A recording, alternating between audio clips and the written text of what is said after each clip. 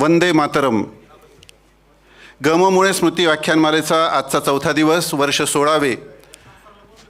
आज दोन गोष्टी महत्त्वाच्या आहेत आपल्या सर्वांसाठी. आज ज्यांचं मार्गदर्शन आपल्याला ऐकायचं आहे, संपूर्ण भारतामध्ये संघाचा जो एक विचार मंथनाची जी प्रक्रिया आहे त्याचे प्रमुख उद्गाते असलेले, प्रमुख मार्गदर्शक असलेले आणि संघाचे अखिल भारतीय कार्यकारिणी सदस्य असलेले आणि पूर्व सरकार्यवाह असलेले माननीय पूजनीय भैयाजी जोशी हे इथे आपल्याला मार्गदर्शन करण्यासाठी आज इथे उपस्थित झालेले आहेत.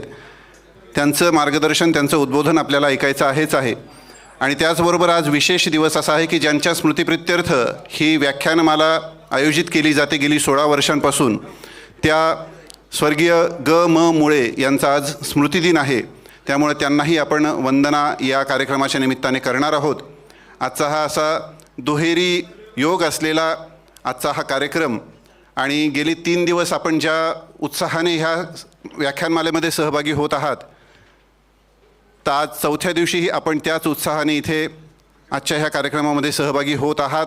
आपलं मनपूर्वक अभिनंदन. काही सूचना आपल्याला पुन्हा एकदा देतो.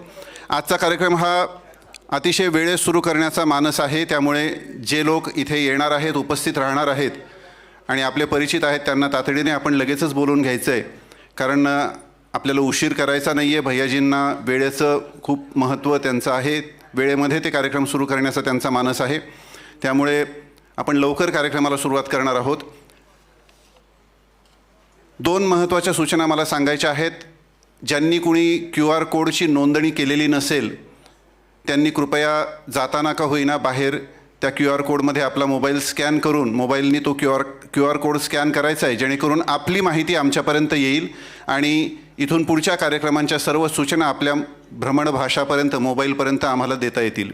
दुसरी महत्त्वाची सूचना, तो जो भ्रमणभाषा आहे, तो जो मोबाईल आहे, तो कृपया आपण ह्या पूर्ण 2 तास शांत ठेवा, सायलेंट मोडवर ठेवा किंवा फ्लाईट मोडवर ठेवा, कारण की अतिशय महनीय व्यक्तीचं मार्गदर्शन आपल्याला ऐकायचं आहे. त्यामध्ये कुठलेही व्यत्यय यायला नकोत ही काळजी एक अहिल्यानगरकर म्हणून आपण घेणं आवश्यक आहे. त्यामुळे आपल्या सर्वांना विनंती आहे की कृपया आपले मोबाईल्स हे फ्लाईट किंवा सायलेंट मोडवर ठेवावेत आणि कुठल्याही कॉलला शक्यतो अटेंड न करण्याचा प्रयत्न करावा, कारण की संभाषण सुरू झालं की इथला जो फ्लो असतो तो थोडासा त्याच्यामध्ये व्यत्यय येतो. आपण समजदार आहात. तिसरी महत्त्वाची गोष्ट आहे की काही पुस्तकांचीही विक्री आपल्या ह्या प्रांगणामध्ये होत आहे. अहिल्यादेवींच्या प्रतिमेच्या पुतळ्याच्या जवळ आपल्या मुख्य प्रवेशद्वारापाशी भारतीय विचार साधना प्रकाशन यांचे पुस्तकांची विक्री ही आपल्याकडे होत आहे. राष्ट्रीय विचार आणि जे विचार आपण आत्तापर्यंत विविध वक्त्यांकडून ऐकत आहोत, ते विचार प्रत्यक्ष आपल्या पुस्तक स्वरूपामध्ये आपल्याकडे असावेत, संग्रही असावेत, जेणेकरून आपण त्याचं मनन, चिंतन आणि त्याचा प्रचार आणि प्रसार करू शकू. या उद्देशाने ह्या पुस्तकांचंही आपण इथे आयोजन केलेलं आहे, पुस्तक विक्रीचं. आपण त्याचाही लाभ घ्यावा. आणि महत्त्वाची गोष्ट, उद्या या व्याख्यानमालेचं समारोपाचं सत्र होणार आहे. स्वातंत्र्य सूर्य ज्यांना आपण म्हणतो, त्या विनायक दामोदर सावरकर स्वातंत्र्यवीर, त्यांचंही पुण्यस्मरण, आपण त्यांची जयंती आहे. त्यांच्या निमित्त त्याच विषयावर बोलण्यासाठी एक अनोखं व्यक्तिमत्व आपल्यासमोर लाभणार आहे. सर्व अतिथींचंही आता सभागृहामध्ये थोड्याच वेळात आगमन होत आहे. आपण थोड्याच वेळात कार्यक्रमाला सुरुवात करणार आहोत.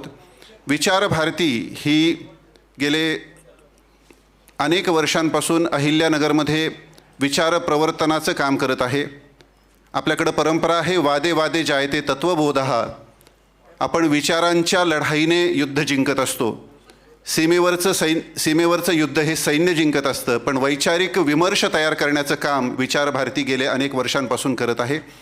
या व्याख्यानमालेची सुरुवात 16 वर्षांपूर्वी एका छोट्या स्वरूपामध्ये झाली होती आणि आज तिचं बृहद स्वरूप 16व्या वर्षामध्ये पदार्पण करत असताना आपण इथे पाहत आहात.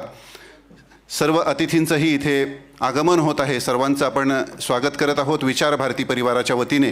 विचार भारती आयोजित ग.म. मुळे स्मृती व्याख्यानमाला वर्ष 16वे.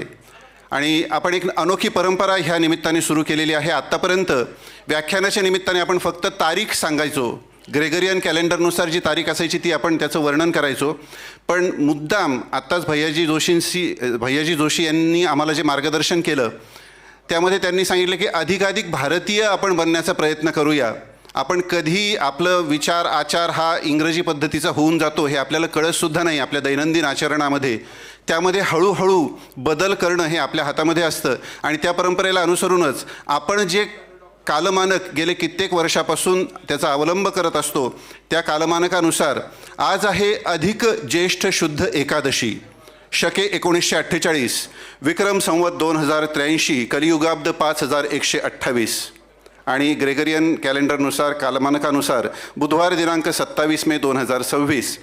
विचार भारती आयोजित गममुळे स्मृती व्याख्यानमालेचं हे 16वं वर्ष आणि आज चतुर्थ पुष्प. आपल्या सर्वांचं पुन्हा एकदा हार्दिक स्वागत. मी सांगितलेल्या सूचनांचा आपण अवलंब करावा. या कार्यक्रमासाठी विविध क्षेत्रातले अनेक मान्यवर इथे उपस्थित राहिलेले आहेत. टाळ्यांच्या गजरामध्ये आपण आजच्या प्रमुख अतिथींचं म्हणजेच आपल्या सर्वांचे मार्गदर्शक आणि आजचे प्रमुख वक्ते माननीय श्री सुरेशरावजी तथा भैयाजी जोशी यांचं व्यासपीठावर आपण स्वागत करूया. धीरे धीरे रे मना धीरे सब कुछ होय, माली सीचे 100 घडा ऋतू आय फल होय, असं कबीरांनी म्हटलेलं आहे. हळूहळू एक स्वप्न पाहून एकाला एक माणूस जोडून जो विराट वटवृक्ष उभा राहिला संघरूपाचा, त्याचे सरकार्यवाह म्हणून ज्यांनी अनेक वर्ष काम केलं आणि आजही अखिल भारतीय कार्यकारिणीचे जे मान्यवर सदस्य आहेत असे पूज्य भैयाजी जोशी, टाळ्यांच्या गजरामध्ये आपण त्यांचं स्वागत करूया. त्याचबरोबर राष्ट्रीय स्वयंसेवक संघाच्या पश्चिम क्षेत्राचे गुजरात, महाराष्ट्र, गोवा या शासकीय राज्यांचे संपर्क प्रमुख माननीय श्री कैलासजी सोनटक्के हेही आपल्याला मार्गदर्शन करण्यासाठी इथे उपस्थित आहेत. त्यांचंही आपण टाळ्यांच्या गजरामध्ये स्वागत करूया. आजच्या कार्यक्रमासाठी प्रमुख अतिथी म्हणून पंचगंगा शुगर अँड पॉवरचे श्री प्रभाकररावजी शिंदे हे उपस्थित आहेत. त्यांचंही स्वागत. राष्ट्रीय स्वयंसेवक संघ दक्षिण अहिल्यानगर जिल्ह्याचे माजी संघचालक माननीय श्री रवींद्रजी साताळकर हे इथे उपस्थित झालेले होत आहेत. त्यांचंही हार्दिक स्वागत. राष्ट्रीय स्वयंसेवक संघ पश्चिम महाराष्ट्र प्रांताचे धर्माचार्य संपर्क मंडळ सदस्य तसेच नाशिक विभाग संयोजक माननीय श्री सतीशजी तथा आबा मुळे यांनाही मी विनंती करतो की आपण व्यासपीठावर यायचं आहे. त्याचबरोबर जनजाती कल्याण आश्रमाचे पश्चिम महाराष्ट्र प्रांत सहसचिव माननीय श्री महेंद्रजी जाखेटे यांनाही मी विनंती करतो की आपण व्यासपीठावर यायचं आहे. त्याचबरोबर ह्या विचार भारतीचे युवा कार्यकर्ते आणि ज्यांनी विविध सोशल माध्यमातून आपला ठसा उमटवलेला आहे, विचार प्रवर्तनासाठी जे अग्रेसर आहेत असे श्री मनोजजी झवर यांनाही मी विनंती करतो की त्यांनी व्यासपीठावर यायचं आहे. सर्व अभ्यागतांचं मी मनपूर्वक स्वागत करतो. सरस्वतीं नमस्यामीं चेतनानां हृदि स्थितां मतीदां वरदां शुद्धां वीणा हस्तप्रवरदां. सरस्वती ही विद्येची आराध्य देवता आहे. तिचंही आपण स्मरण करून ह्या कार्यक्रमाला सुरुवात करणार आहोत. मगाशी मी सांगितलं तसं राष्ट्रीय स्वयंसेवक संघाच्या पश्चिम क्षेत्राचे गुजरात, महाराष्ट्र व गोवा या शासकीय राज्यांचे संपर्क प्रमुख मान्य श्री कैलासजी सोनटक्के यांचंही इथे आगमन होत आहे. त्यांचंही आपण स्वागत करूया. व्यासपीठावर त्यांना मी आमंत्रित करतो. त्यांनी व्यासपीठावर येऊन आपल्या आसनामध्ये आसनस्थ व्हायचं आहे. आजच्या चतुर्थ पुष्पाची सुरुवात सर्व मान्यवरांच्या उपस्थितीने होत आहे. गेले कित्येक दिवसापासून आज चौथा दिवस आहे आणि अनेक दिवसांपासून विविध क्षेत्रातले मान्यवर आवर्जून ह्या व्याख्यानमालेसाठी उपस्थित होत आहेत. विशेष उल्लेख करावा म्हणजे वैद्यकीय क्षेत्रातले अनेक मान्यवर आपला वैद्यकीय व्यवसायातला वेळ मुद्दाम काढून इथे येत आहेत. त्या सर्वांचं मी स्वागत करतो, शब्दसुमनांनी स्वागत करतो. आजच्या ह्या सर्व अतिथींचं स्वागत आणि विशेषतः मला सांगावंसं वाटतं भैयाजींना की गेले 2 वर्षापासून ह्या जिल्ह्यामध्ये एक बदल झाला. या जिल्ह्याला पूर्वी एक वेगळी ओळख होती. ह्या जिल्ह्याचं नाव अहमदनगर होतं आणि विचार भारतीनेही अनेक प्रयत्न केले, जनजागरण केलं आणि त्याला राजकीय प्रतिसादसुद्धा मिळाला आणि अहमदनगरचं नामांतर अहिल्यानगर हे झालं.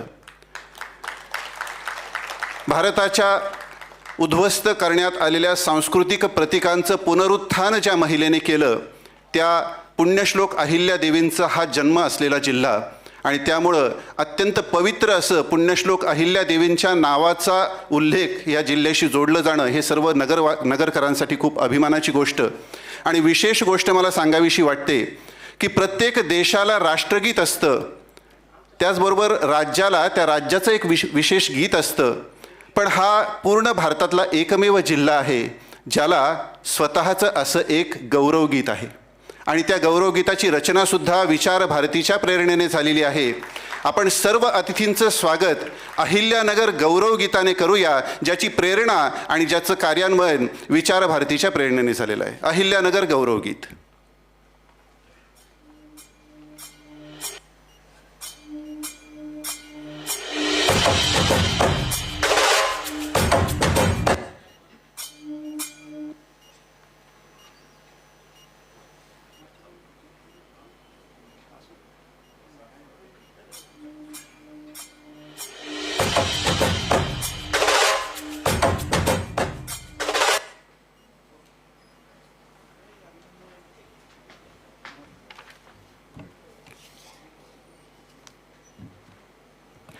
काही तांत्रिक अडचणीमुळे ते लगेचच होईल. तोपर्यंत मी विनंती करतो की ह्या कार्यक्रमासाठी आवर्जून जे गेले 3 दिवसापासून उपस्थित आहेत आणि आजही ते उपस्थित आहेत असे अहिल्यानगरमधले प्रख्यात हृदयरोग तज्ज्ञ माननीय श्री अभिजितजी पाठक यांनाही मी विनंती करतो की त्यांनी व्यासपीठावर यायचं आहे. त्याचबरोबर नगरमधले ख्यातनाम कॅन्सर तज्ज्ञ माननीय श्री सोनवणे डॉक्टर यांनाही मी विनंती करतो की आपणही व्यासपीठावर यायचं आहे. अहिल्यानगर गौरवगीताची तयारी झालेली आहे. यानंतर सादर होत आहे अहिल्यानगर गौरवगीत.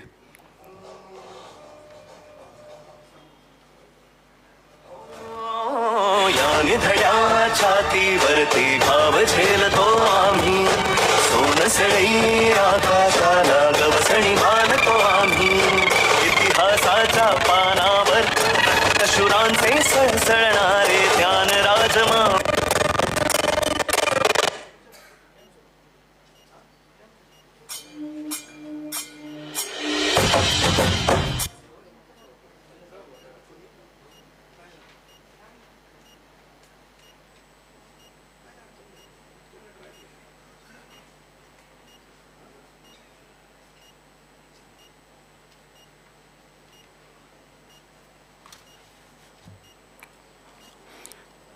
यानंतर मला विशेष उल्लेख करावासा वाटतो. या कार्यक्रमासाठी आवर्जून उपस्थित असलेले नगरमधले नामवंत शिक्षणतज्ज्ञ डॉक्टर कोलते सर हेही ह्या कार्यक्रमासाठी आवर्जून नेहमीच उपस्थित राहिलेले आहेत. त्यांचं पाठबळ आम्हाला नेहमी लाभलेलं आहे. आणि या कार्यक्रमासाठी आवर्जून उपस्थित असलेले आणि आपल्या सर्वांचे मार्गदर्शक माननीय जिल्हा संघचालक माननीय श्री वाल्मिकजी कुलकर्णी यांचंही आम्ही शब्दसुमनांनी स्वागत करतो. सर्व विविध क्षेत्रातल्या अभ्यागतांचं आम्ही स्वागत करतो. आपल्या तांत्रिक अडचणी दूर झाल्या असतील तर कृपया ते हे करावं.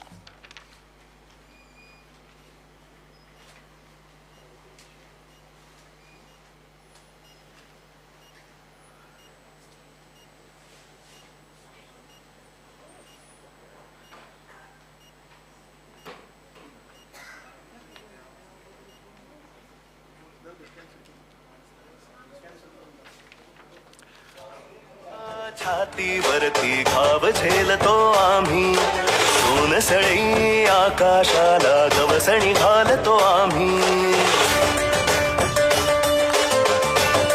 हो या निधड्या छातीवरती घाव झेलतो आम्ही, सोनसळी आकाशाला गवसणी घालतो आम्ही. इतिहासाच्या पानावर रक्तशुरांचे सळसळणारे ध्यान राजमाऊलींचे ध्यान इथूनच पाझरणारे पैसे इथेच उभा.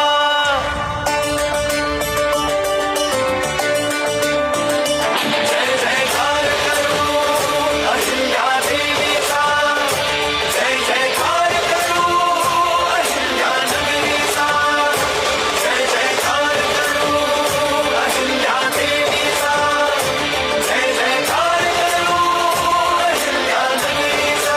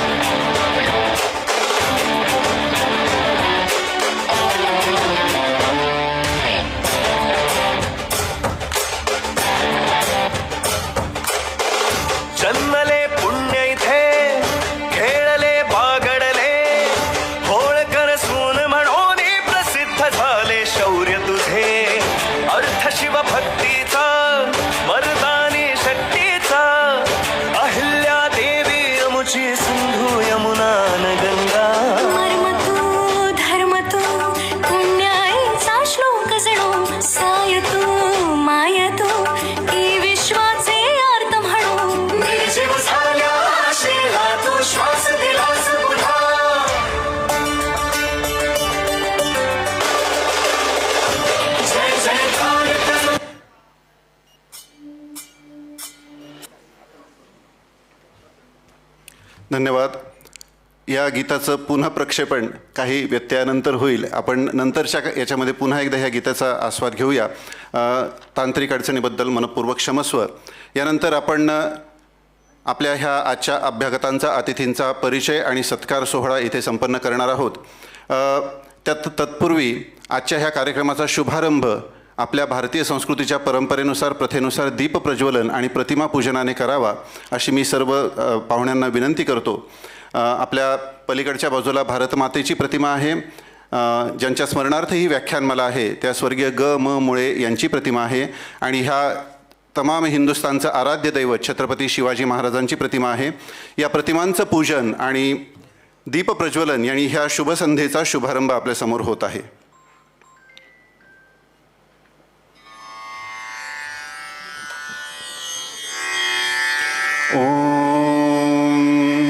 भद्रं कर्णेभिः शृणुयाम देवाः भद्रं पश्येमाक्षभिर्यजत्राः स्थिरैरङ्गैः स्तुष्टुवासस्तनुभिर्व्यशेम देवहितं यदायुः स्वस्ति न इन्द्रो वृद्धश्रवाः स्वस्ति न पूषा विश्ववेदाः स्वस्ति नस्तारक्षो अरिष्टनेमि स्वस्ति नो बृहस्पतिर्ददातु.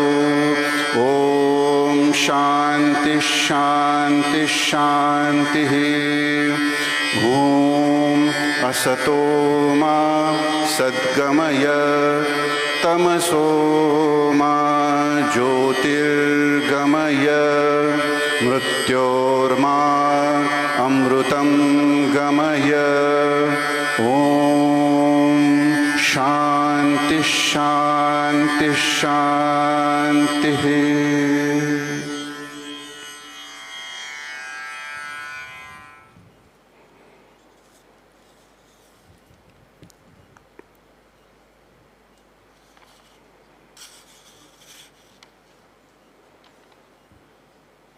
हिमालयं समारभ्यं यावद् इंदुसरोवरं तदेवनिर्मितं देशं हिंदुस्थानं प्रचक्षते. आदिमकालापासून भारताची संकल्पना हिंदुस्थान ह्या स्वरूपामध्ये राष्ट्राच्या स्वरूपामध्ये आपल्या वेदवाङ्मयाने केलेली आहे. भारतमातेच्या शिवछत्रपतींच्या आणि स्वर्गीय ग म मुळे यांच्या प्रतिमेचं पूजन सर्व मान्यवरांच्या हस्ते संपन्न झालेलं आहे.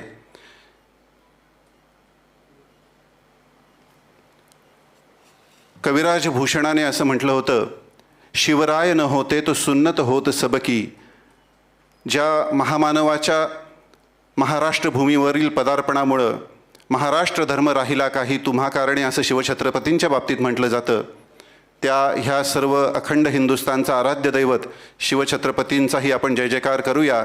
छत्रपती शिवाजी महाराज की, भारत माता की, वंदे वंदे वंदे. सर्व मान्यवरांना मनपूर्वक धन्यवाद. आपल्या सर्वांना कल्पना आहेच. मी सर्व मान्यवरांना विनंती करतो की आपण आपल्या आसनांमध्ये स्थानापन्न व्हायचं आहे. कुठलीही मोठा कार्यक्रम असला की त्याला प्रायोजकांचंही पाठबळ असणं आवश्यक असतं. त्यांचा नामोल्लेख करणं ही मी माझं कर्तव्य समजतो.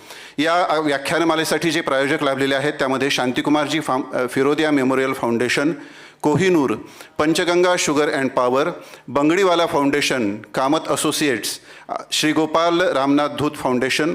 त्याचबरोबर सहप्रायोजक आहेत Ramesh Firodia college of architecture, TJSB Sahakari bank limited, Janata Sahakari bank limited, mark construction, Dombivli Nagari Sahakari bank limited, Devgiri bank, Shri Anand trading company आणि डिजिटल पार्टनर आहेत आय लव्ह नगर आणि रेडिओ पार्टनर आहेत रेडिओ सिटी 91.1 FM.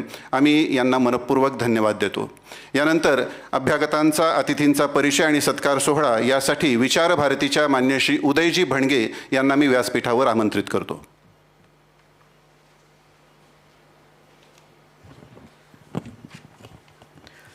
नमस्कार. ग म मुळे स्मृती व्याख्यानमाला चौथ्या पुष्पामध्ये आपणा सर्वांचे स्वागत. आज आपल्याला वक्ते म्हणून लाभलेले आहेत माननीय श्री भैयाजी जोशी. माननीय भैयाजी जोशींचा जन्म इंदोर येथे झाला. महाविद्यालयीन शिक्षण पूर्ण करून 1975 साली त्यांनी प्रचारक जीवनाला सुरुवात केली. धुळे जिल्हा प्रचारक, नाशिक विभाग प्रचारक, प्रांत सेवा प्रमुख, क्षेत्रीय सेवा प्रमुख, अखिल भारतीय सहसरकार्यवाह अशा अनेक जबाबदाऱ्या त्यांनी पार पाडल्या. 2009 ते 2022 ते संघाचे सरकार्यवाह होते. माननीय भैयाजी सरकार्यवाह ह्या संघटनात्मक सर्वोच्च स्थानावर असताना संघामध्ये अनेक बदल आणि काही निर्णय घेतले गेले. हे निर्णय आणि त्यामागची भूमिका समजविण्याचे अवघड कार्य आणि ते शेवटच्या स्वयंसेवकापर्यंत पोहोचवण्यात माननीय भैयाजी यांचे संघटन कौशल्य सिद्ध झाले. आत्ता ते संघाचे अखिल भारतीय कार्यकारिणी सदस्य आहेत. लातूरचा भूकंप, त्याचबरोबर कच्छचा भूकंप यामध्ये भैयाजी सेवा प्रमुख असताना त्यांच्या मार्गदर्शनाखाली संघाने आपत्ती व्यवस्थापनाचे वेगळे मापदंड निर्माण केले. अनेक सेवाभावी संस्थांशी त्यांचा निकटचा परिचय असतो. त्याचबरोबर या सगळ्या सेवाभावी संस्थांना ते कायम मार्गदर्शन करत असतात. आपल्या सर्वांच्या स्वप्नाचे राम मंदिर या भव्य प्रकल्पाचे प्रमुख मार्गदर्शक म्हणून भैयाजी काम पाहतात. गेली 65 वर्ष संघकार्याला समर्पित असणारे व्यक्तिमत्व आज आपल्याला वक्ते म्हणून लाभले, हे आपल्या सर्वांचे भाग्यच आहे. माननीय भैयाजींचा सत्कार करण्यासाठी मी श्री सतीश तथा आबा मुळे यांना विनंती करतो.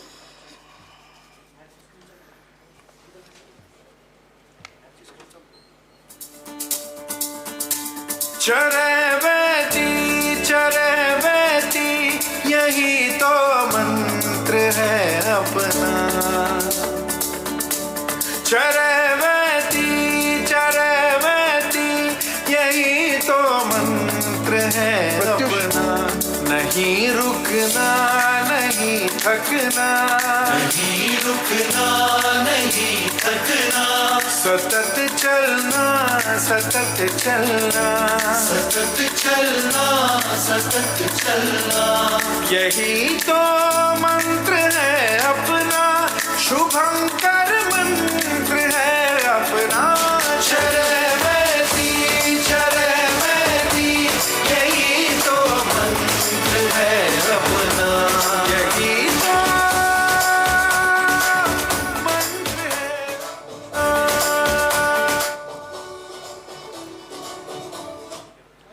धन्यवाद. आपल्याला आज प्रमुख पाहुणे म्हणून लाभलेत श्री कैलासजी सोनटक्के. कैलासजी हे व्यवसायाने आर्किटेक्ट आहेत. गेली 45 वर्षापासून ते या कार्यामध्ये कार्यरत आहेत. त्यांनी अनेक शिक्षण संस्था, विद्यापीठे, निवासी तसेच व्यावसायिक इमारतींची निर्मिती केलेली आहे. पुणे महानगरमध्ये मुख्य शिक्षक जबाबदारीपासून त्यांनी संघ कार्याला सुरुवात केली. 8 वर्ष ते पुणे महानगर कार्यवाह म्हणून कार्यरत होते. हिंदुस्तान जागरण ट्रस्टचे ते विश्वस्त आहेत. पुणे येथे संपन्न झालेल्या विश्वसंघ शिबिराचे व्यवस्थापक म्हणून त्यांनी काम पाहिले. त्याचबरोबर 2016 पुणे येथे झालेल्या शिवशक्ती संगमचे ते महाव्यवस्थापक होते. राष्ट्रीय स्वयंसेवक संघाच्या पश्चिम क्षेत्राचे म्हणजेच गुजरात, महाराष्ट्र व गोवा या शासकीय राज्याचे संपर्क प्रमुख म्हणून त्यांच्याकडे दायित्व आहे. कैलासजींचा सत्कार करण्यासाठी मी श्री मनोजजी झवर यांना विनंती करतो. चरैवेती यही तो मंत्र है अपना. चरैवेती यही तो मंत्र है अपना. नहीं रुकना नहीं थकना, नहीं रुकना नहीं थकना. सतत चलना सतत चलना सतत चलना सतत चलना यही तो मंत्र है अपना शुभंकर मंत्र है. धन्यवाद. आज आपल्याला जे प्रमुख पाहुणे म्हणून लाभलेत, प्रभाकरजी शिंदे. प्रभाकरजींनी महात्मा फुले कृषी विद्यापीठातून BSc ॲग्रीचे शिक्षण घेतले आहे. नेवासा तालुक्यातील खुपटी या गावचे ते सुपुत्र आहेत. पंचगंगा साखर कारखाना वैजापूरचे ते संस्थापक आहेत. पंचगंगा सीड्स प्रायव्हेट लिमिटेडचे पण ते संस्थापक आहेत. महाराष्ट्रातील 18,000 पेक्षा जास्त शेतकऱ्यांना बीज उत्पादन कार्यक्रमात त्यांनी आत्तापर्यंत जोडलेलं आहे आणि त्यामध्ये आजपर्यंत बीज उत्पादक शेतकऱ्यांना 50 कोटींपेक्षा जास्त फक्त बोनस त्यांनी दिलेला आहे. वारकरी कुटुंबाचा वारसा लाभल्यामुळे अनेक धार्मिक आणि सामाजिक कार्यक्रमांमध्ये प्रभाकरजींचा सक्रिय सहभाग असतो. आत्तापर्यंत 1 कोटीपेक्षा जास्त रक्कम अनेक मंदिरांच्या जीर्णोद्धारासाठी त्यांनी दान केलेली आहे. कोरोना कालावधीमध्ये विविध रुग्णालयांना 500पेक्षा जास्त बेड आणि 2 मोफत रुग्णवाहिका त्यांनी उपलब्ध करून दिल्या होत्या. प्रभाकरजी विश्व हिंदू परिषदेचे केंद्रीय विश्वस्त आहेत. प्रभाकरजींचा सत्कार करण्यासाठी मी अशोकराव गायकवाड यांना विनंती करतो.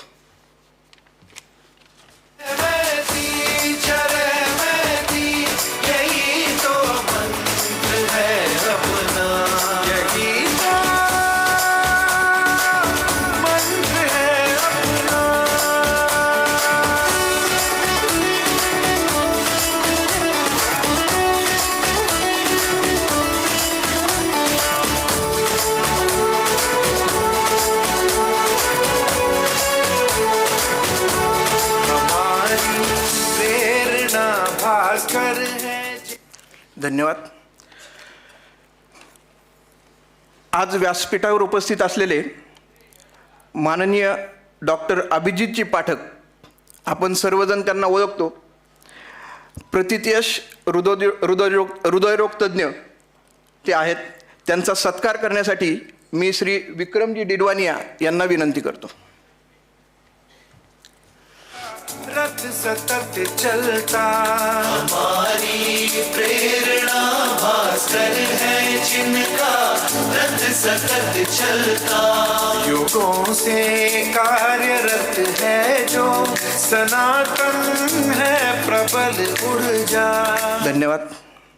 त्याचबरोबर डॉक्टर सतीशजी सोनवणे, प्रथितयश कॅन्सर रोग तज्ज्ञ, तर त्यांचा सत्कार करण्यासाठी मी राहुलजी गांधी यांना विनंती करतो. से कार्यरत है जो सनातन है प्रबल ऊर्जा गति मेरा धर्म है जो गति मेरा धर्म है जो भ्रमण करना भ्रमण करना भ्रमण करना भ्रमण करना यही तो. धन्यवाद.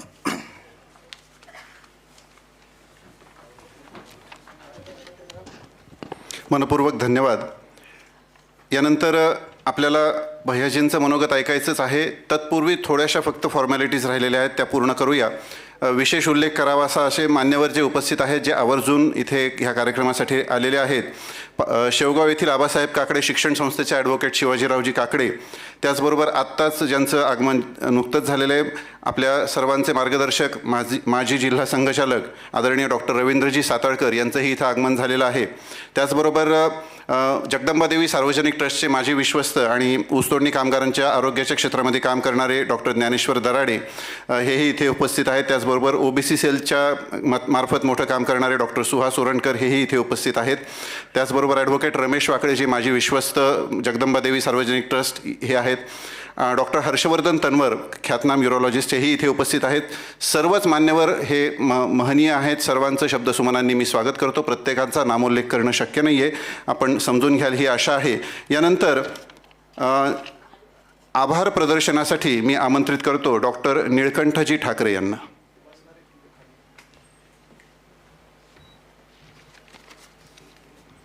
नमस्कार.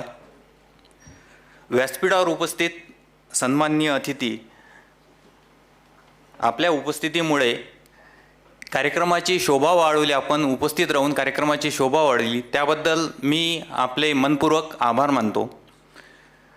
आज व्याख्यानमालेचे चौथे पुष्प गुंफताना ज्यांच्या अमृतवाणीने आपण उद्बोधित होऊन राष्ट्रप्रथम या भावनेने प्रतिबद्ध होणार आहोत, असे प्रमुख वक्ते सन्माननीय श्री भैयाजी आपल्यामध्ये इथे उपस्थित झालेत, त्याबद्दल मी त्यांचे मनपूर्वक आभार मानतो.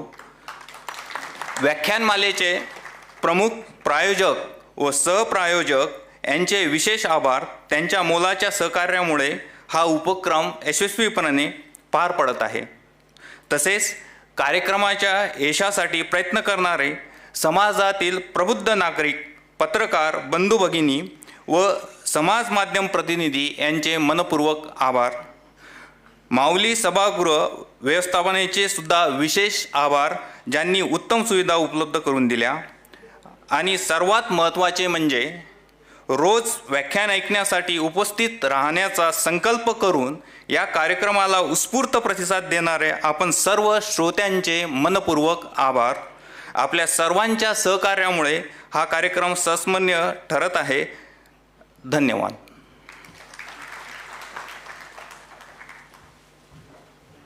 धन्यवाद डॉक्टर. यानंतर आपण भैयाजींचं मनोगत ऐकणार आहोत. उद्याची सूचना फक्त आत्ता आपल्याला देऊन ठेवतो. उद्या एक विशेष दिवस आहे. उद्या स्वातंत्र्यवीर सावरकरांचा जन्मदिवस आहे आणि ह्या विषयाला अनुसरूनच उद्याचं व्याख्यान होणार आहे.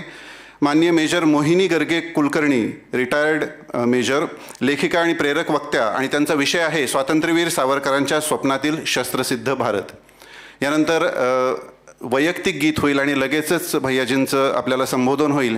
मी सर्व मान्यवरांना विनंती अशी करतो की आपण समोर व्यासपीठावरच्या समोर बसून घ्यावं आणि समोर बसून ह्या व्याख्यानाचा आनंद घ्यावा.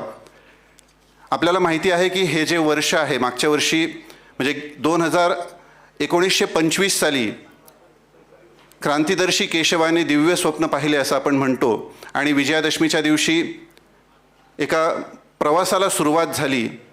कभी थे अकेले हुए आज इतने नहीं तब डरे तो भला अब डरेंगे असं म्हणत एक स्वप्न पाहिलं आणि भगव्याच्या आराधनेसाठी एक एक पाऊल टाकायला सुरुवात केली. अंक की मन भावना, भारती की जय विजय हो, ले हृदय में प्रेरणा, शून्य से एक शतक बनते, अंक की मन भावना, भारती की जय विजय हो, ले हृदय में प्रेरणा. या स्वप्नाला 100 वर्ष पूर्ण झाली. संघाची शताब्दी आणि पंचपरिवर्तन यावर भैयाजी आपल्याला मार्गदर्शन करणार आहेत आणि याच विषयाला अनुसरून असलेलं वैयक्तिक गीत आपल्यासमोर सादर करीत आहे चिरंजीव शौनक कुलकर्णी.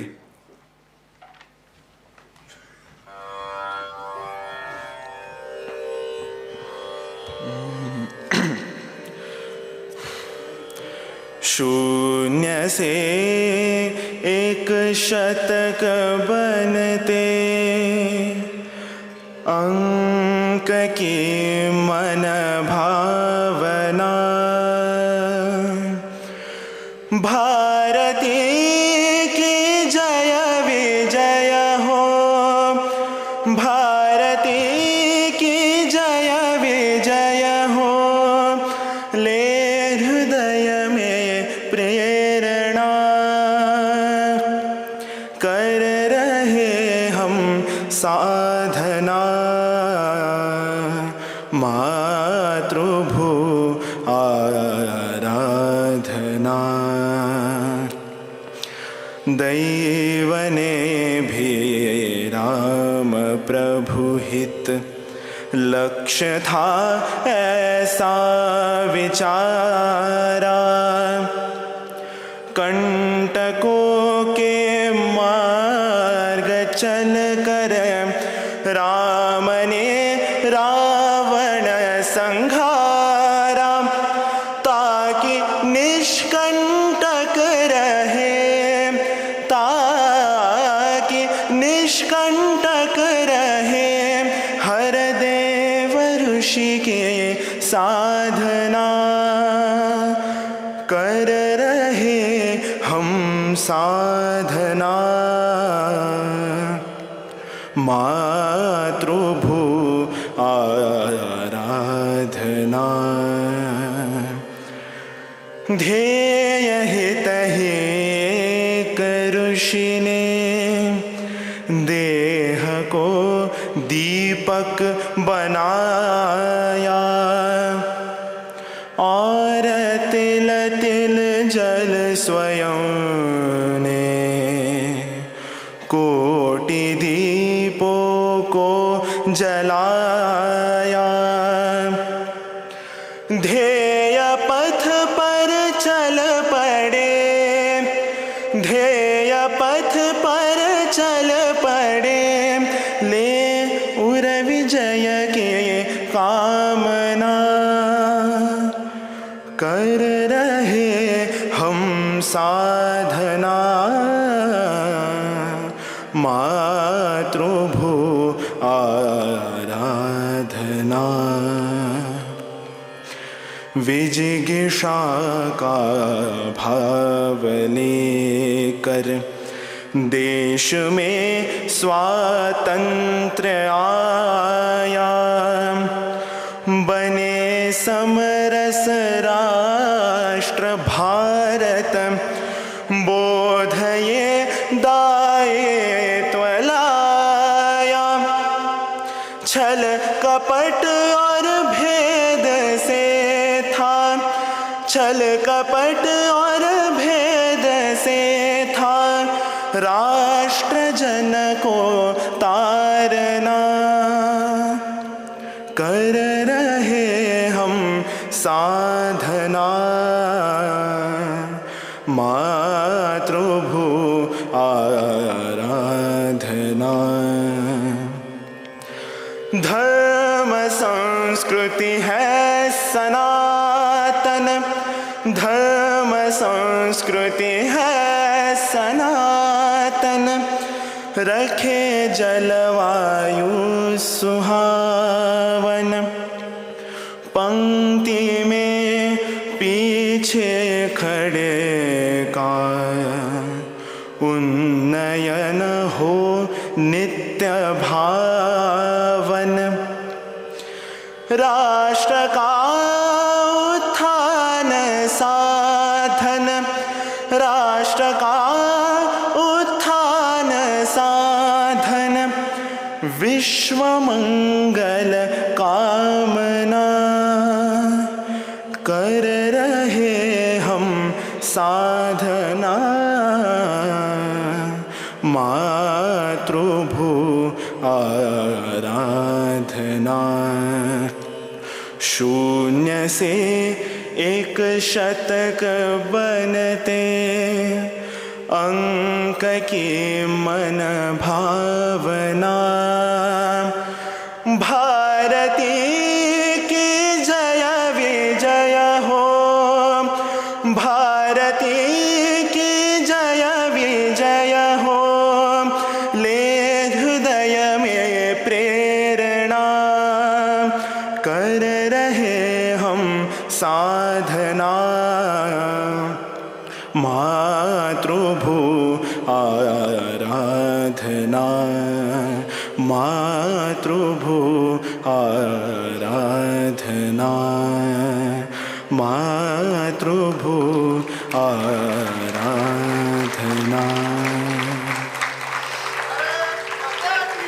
जय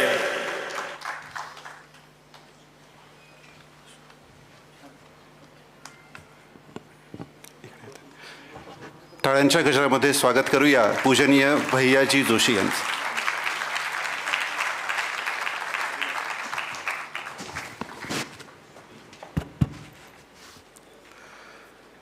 हे थोडं लाईट जरा खाली केले तर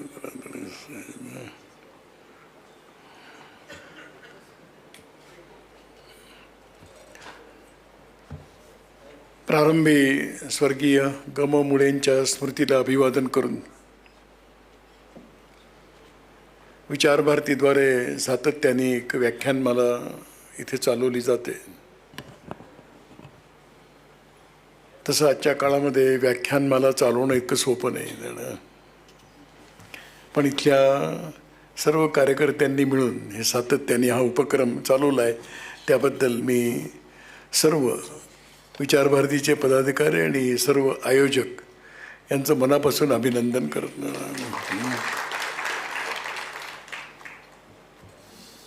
आज आपण इथे 4थं व्याख्यान आपण ऐकतो.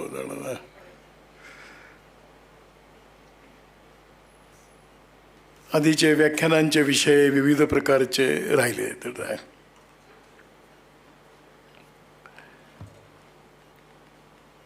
आज आपण थोडं समजून घेण्याचा प्रयत्न करूया की काही गोष्टी. आपल्या भारतामधलं आपलं समाज जीवन जे आहे ते केव्हापासूनचं आहे माहीत नाही, पण कमीत कमी आपण म्हणताना हजारो वर्ष असं तर नक्कीच म्हणता येईल. जेव्हा जगामध्ये समाज नावाची कल्पना पण नव्हती त्यावेळेला टोळ्या समूह असं असायचं. त्या कालखंडापासून एक प्रगत समाज म्हणून आपला भारतातला हा हिंदू समाज, भारतीय समाज राहिला आहे. त्यामुळे परंपरा हजारो वर्षाची आहे. इथलं समाज जीवन नित्य प्रवाही आहे. त्यातमध्ये कुठे खंड पडलेला नाही. नित्य प्रवाही तेच असतं ज्याच्यामध्ये काही चैतन्य असतं. निर्जीव वस्तू या कधीही त्या प्रवाही नसतात, त्यात कोणत्याही प्रकारचा बदल होत नाही. पण सजीव ज्या वस्तू असतात त्यामध्ये कायम परिवर्तन होतच राहतं. म्हणून आपला भारतातला हा जो समाज आहे हा चेतनायुक्त आहे, नित्य प्रवाही आहे. आणि म्हणून स्वाभाविकपणाने प्रवाह जेव्हा असतो त्यावेळेला बघणाऱ्यांना त्यात काही ना काही नवीन दिसत असतं. आणि म्हणून जसा हा समाज प्रवाही आहे तसा नित्य नूतन असा राहिलेला आहे.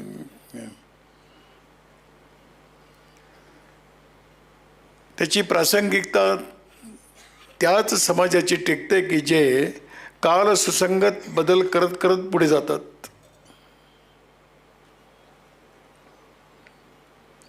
काही काही वेळेला काही शब्द लोकांना एकदम ठीक वाटत नाही, पण जे जड असतात ते कोणतेही परिवर्तन स्वीकारत नाहीत.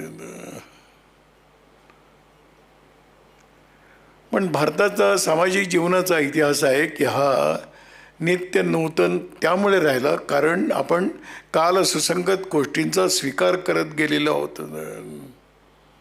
काल सुसंगत गोष्टींचा आहे आणि म्हणून हे चैतन्याचं एक प्रतीक आहे. मनुष्य जन्माचा आपण अनुभव करतो की जन्माला येताना तो लहानच असतो. त्यामध्ये कोणत्या नवीन अवयवाची भर नाही पडत. जे आलेले आहेत ते विकसित होत जातात. उंची वाढेल, शरीराचं सामर्थ्य वाढेल, बौद्धिक क्षमता वाढेल, आचरणामध्ये परिवर्तन येत जाईल. हे एक स्वाभाविक एक प्रक्रिया आहे. आणि त्यामुळे आपण जड समाजाचे नाही आहोत, नित्य प्रवाही आहोत. नित्य कालानुरूप आपल्याला ढाळून आपल्याला घडवणारे असे आपण सगळे आहोत. आणि म्हणूनच हजारो वर्षानंतर सुद्धा या समाजाचं अस्तित्व हे समर्थपणे आज जगाच्या मंचावरती उभं आहे. अडथळे पुष्कळ येतात.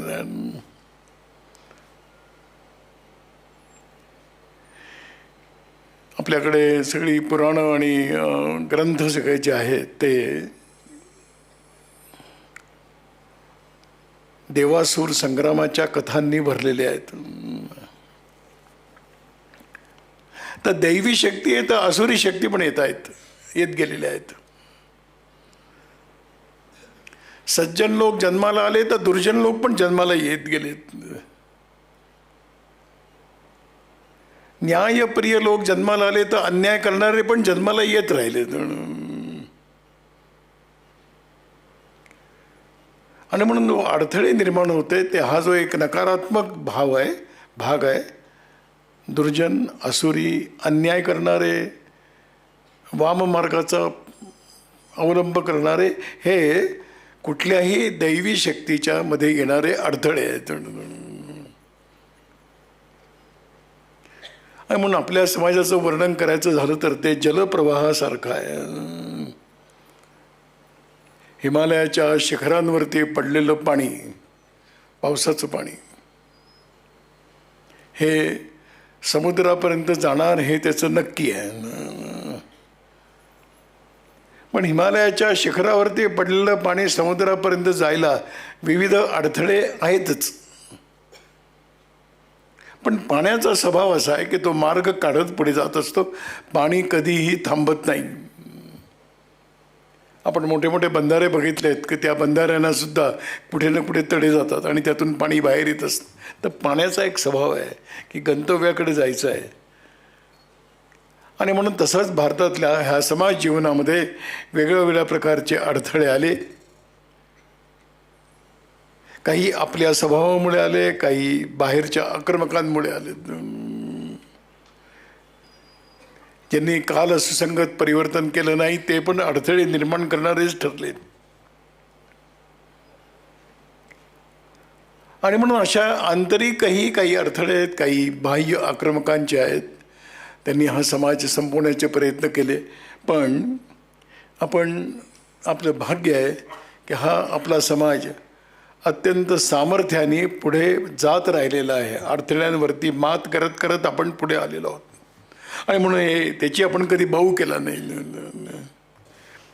आक्रमकांशी आले, संघर्ष केला आणि आपण पुढे चालत राहिलो. कालांतराने काही समाज जीवनामध्ये काही गोष्टी रूढ होतात. त्या परिस्थितीनुसार काही सुरू झालेले असतात. वेळच्या वेळी ते जर समीक्षा केली नाही तर रूढीच्या कुरीडी होतात. चांगल्या रीती कुरीतीमध्ये परिवर्तित होतात. काही ना काही कारणाने सुरू केलेल्या परंपरा या कालविसंगत झाल्यानंतर सोडल्या नाही तर त्या समाजासमोर प्रश्न म्हणून उभे राहतात. काही मान्यता विज्ञानाच्या युगामध्ये पुढे आल्यानंतर काही मान्यता जर आम्ही सोडल्या नाहीत तर आम्ही काल विसंगत होत जाऊ. आणि म्हणून भारतातल्या आपल्या समाजाचं असं आहे की अशी आपण साधू संतांनी, संन्यासींनी, समाजसुधारकांनी एक श्रेष्ठ परंपरा आपल्याला लाभली की त्यांनी वेळोवेळी समाजाला हे असं जागृत करायचा प्रयत्न कायम करत राहिलेले आहेत. आणि सन्मार्गावरती हा समाज चालत राहील अशी चिंता त्यांनी केली आहे. आणि म्हणून हजारो वर्षाच्या या प्रवाहामध्ये आपण शुद्ध स्वरूपामध्ये आजही काही प्रमाणामध्ये आहोत. गंगा गोमुखाहून निघते. सर्व प्रकारच्या हिमालयांमधल्या दऱ्याखोऱ्यातून बाहेर येऊन हरिद्वारून मग इकडे सपाट भूमी प्रदेशामध्ये येते, प्रयागला येते, काशीला येते, कानपूरला येते, पटण्याला जाते आणि केव्हा तरी जाऊन ती गंगासागराला मिळते. तर गंगेचं वैशिष्ट्य आहे की आलेल्या सगळ्या प्रकारच्या वेळोवेळी ज्या काही गंदगी आहेत, काही अडचणी आहेत, काही समस्या आहेत, त्या गंगेमधला खराब करणाऱ्या येत राहिल्या. पण गंगेचं सामर्थ्य असं आहे की स्वतः शुद्ध ठेवण्याची गंगेची आंतरिक शक्ती आहे. आणि म्हणून बाह्य रूपाने जरी गंगा स्वच्छ होत राहिली तरीसुद्धा आंतरिक गुणवत्तेने युक्त असं गंगेचं पाणी जे गोमुखमध्ये आहे तेच गंगासागरला पण आहे. हे गंगेची शक्ती आहे आणि हीच हिंदू समाजाची पण शक्ती आहे. आणि म्हणून इतका हजारो वर्षाचा हा प्रवास आहे. आणि म्हणून पुष्कळ वर्णन करता येईल. कशा प्रकारच्या आपल्याकडे काही कारणामुळे रूढी येत गेल्या. केव्हा तरी भारतामध्ये काही कारणामुळे बालविवाह प्रथा सुरू झाली. काही कारणं असतील त्यावेळेला ते योग्यही होत. पण मग केव्हा तरी 18वं शतक 19वं शतक संपत असताना काही एक फार मोठी एक जागरण समाजामध्ये आणणारी एक शक्ती उभी राहिली की त्या कालखंडामध्ये प्रयत्नपूर्वक ही बालविवाहाची प्रथा संपली. आज बालविवाह अपवादात्मक कुठेतरी होत असतील. सती प्रथा कुठल्या तरी चांगल्या कारणाने प्रारंभ झाली, पण जेव्हा लक्षात आलं की हा एक अमानवीय प्रकार आहे. एखाद्याची पत्नीची पतीबरोबर चितेवर चढणं हे वेगळं, आणि आता अशी परंपरा असल्यामुळे प्रत्येक महिलेला सती जावं लागेल असं समाजाने जबरदस्ती तिला सतीत्वाकडे नेणं अंतर आहे.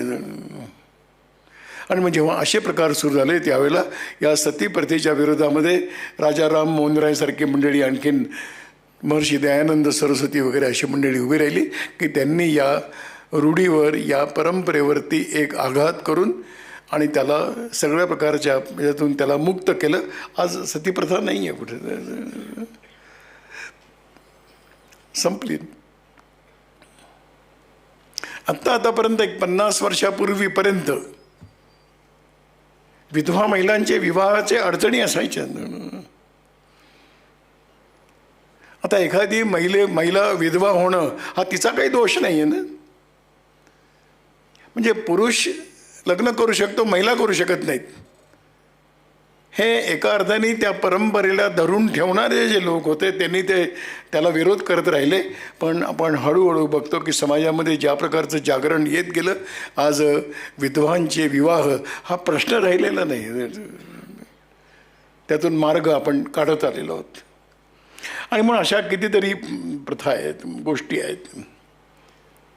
आणि म्हणून जेव्हा समाजामध्ये काल सुसंगत परिवर्तनाचे जेव्हा विषय येतात त्यावेळेला वर्तमान काळातले काल विसंगत काय आहे याचा विचार आम्ही सर्वांनी मिळून करण्याची आवश्यकता असते. काय संदर्भ आहे हुंडा घेण्याकरता आज? म्हणजे कसा एक दुटप्पी धोरण असतं आपल्याकडे सुद्धा.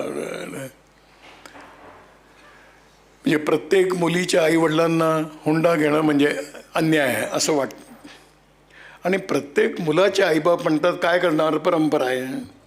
हे जे दुटप्पी धोरणं आहेत त्याला काही कुठे ऐतिहासिक, पौराणिक, धार्मिक, आध्यात्मिक काही संदर्भ नाही. पण एक केवळ ते लाभाचं आहे म्हणून त्याला धरून ठेवलेला आपला समाजातला फार मोठा वर्ग या हुंड्याच्या परंपरेतून निर्माण झालेले कितीतरी सामाजिक प्रश्न आहेत. आजही सुनेचे छळ संपलेले नाहीत. सासू सुनेचे वाद संपलेले नाहीत. केव्हा तरी नणंद भाऊजाई काही कारण नाही पण आहे, मग मान्यताच आहे. नणंद भाऊजाई म्हणजे काहीतरी विवाद असणारच. हे कसं काय प्रगत समाजामध्ये हे कसं काय कुठून येतं? आणि म्हणून जसा जसा समाज जागा होत जातो तसं या सगळ्या प्रकारच्या ज्या अयोग्य, अवैज्ञानिक, अशास्त्रीय अशा ज्या काही परंपरा आहेत, मान्यता आहेत, त्या सोडत जाणं म्हणजे समाजाचं शुद्धीकरण होत जाणं. समाजाचं शुद्धीकरण म्हणजे गंगाजल शिंपडायचं आणि शुद्ध करायचं असं नाही आहे.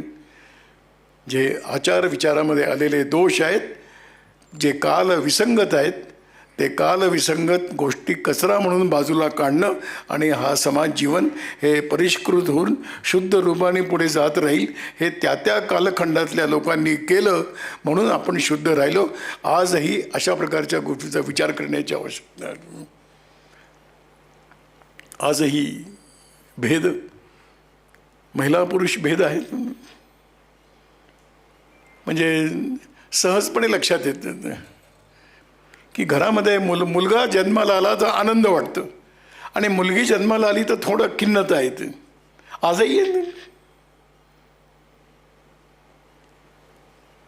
तो जो आत्मा शरीर घेऊन आला आहे त्याचा दोष काय आहे त्याच्यामध्ये? मुलगा झाला, मुलगी झाली.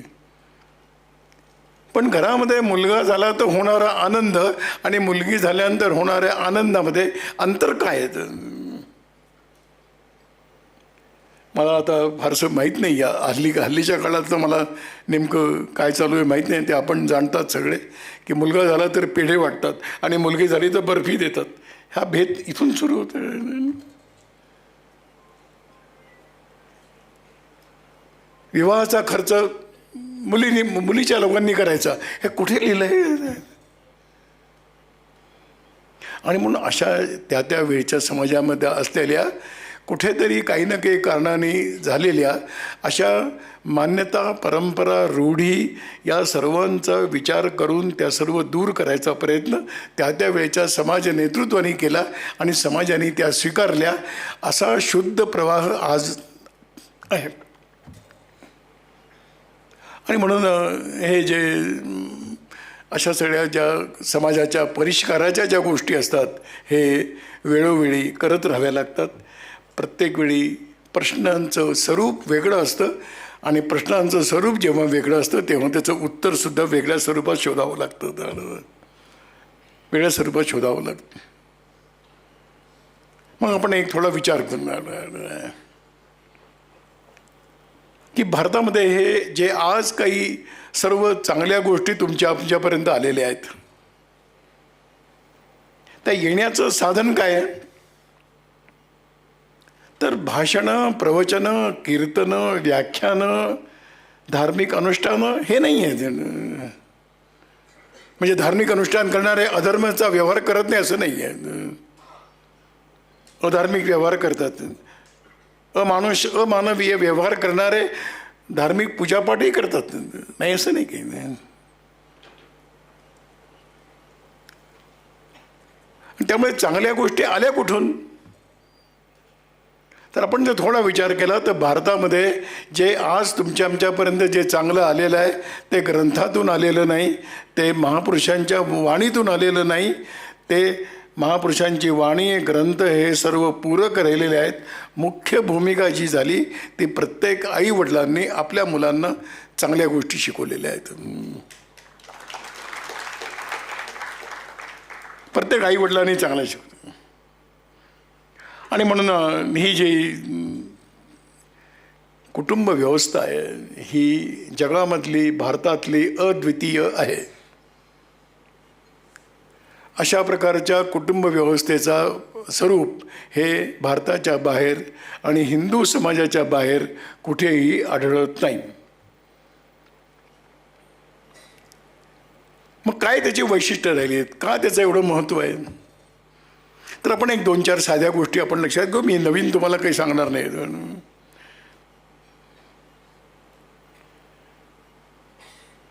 परिवारामध्ये, घरामध्येच कुठलीही व्यक्ती मी कडून आम्हीकडे जात असते. तिथं संस्कार त्याला पहिला तो मिळतो. मी कडून आम्हीकडे जात. जन्माला आलेल्या मुलाला स्वतःच्या शिवाय दुसरं काही कळत नाही त्याला. आणि स्वतःचंही कळत नाही त्याला.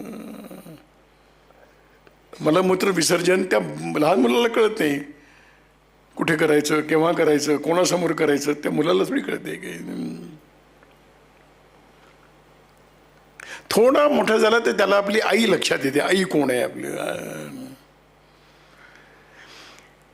आई कळेपर्यंत त्याला प्रत्येक आईसारखी दिसणारी त्याला आईच वाटते. ही माझी आई आहे म्हणून तो दूध असेल, भूक लागली तर तो त्या बाईकडे जात. मग त्याला कळते नाही ही नाही, आपल्या आईकडे गेलं पाहिजे म्हणून. इथे पुरुष वर्ग बसला आहे. वडिलांना तर नंतर ओळखतात, आधी तर आईला ओळखतात. काही वेळेला पुरुषांना वाईट वाटतं की आम्ही करते धरते आणि आम्हाला ओळखत नाही. नाही, हे विज्ञानच आहे.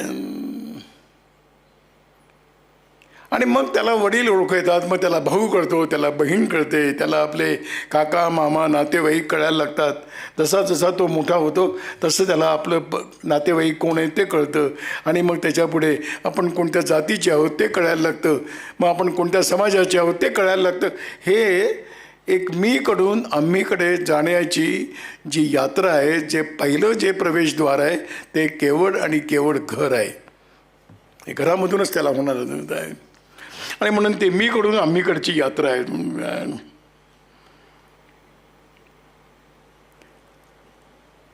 संस्कार तरी कुठे मिळत आहेत? आपण बघतो आपल्याकडे आई वडील शिकलेले का अशिक्षित त्याच्यावरती मुलांचे संस्कार अवलंबून नाही आहेत. सामान्य जीवनामध्ये काय करू नये आणि काय करावं हे सांगणारी पहिली जी काही शाळा आहे ते आपले आई वडिलांना ती चालवत आहेत, ती शाळा आहे.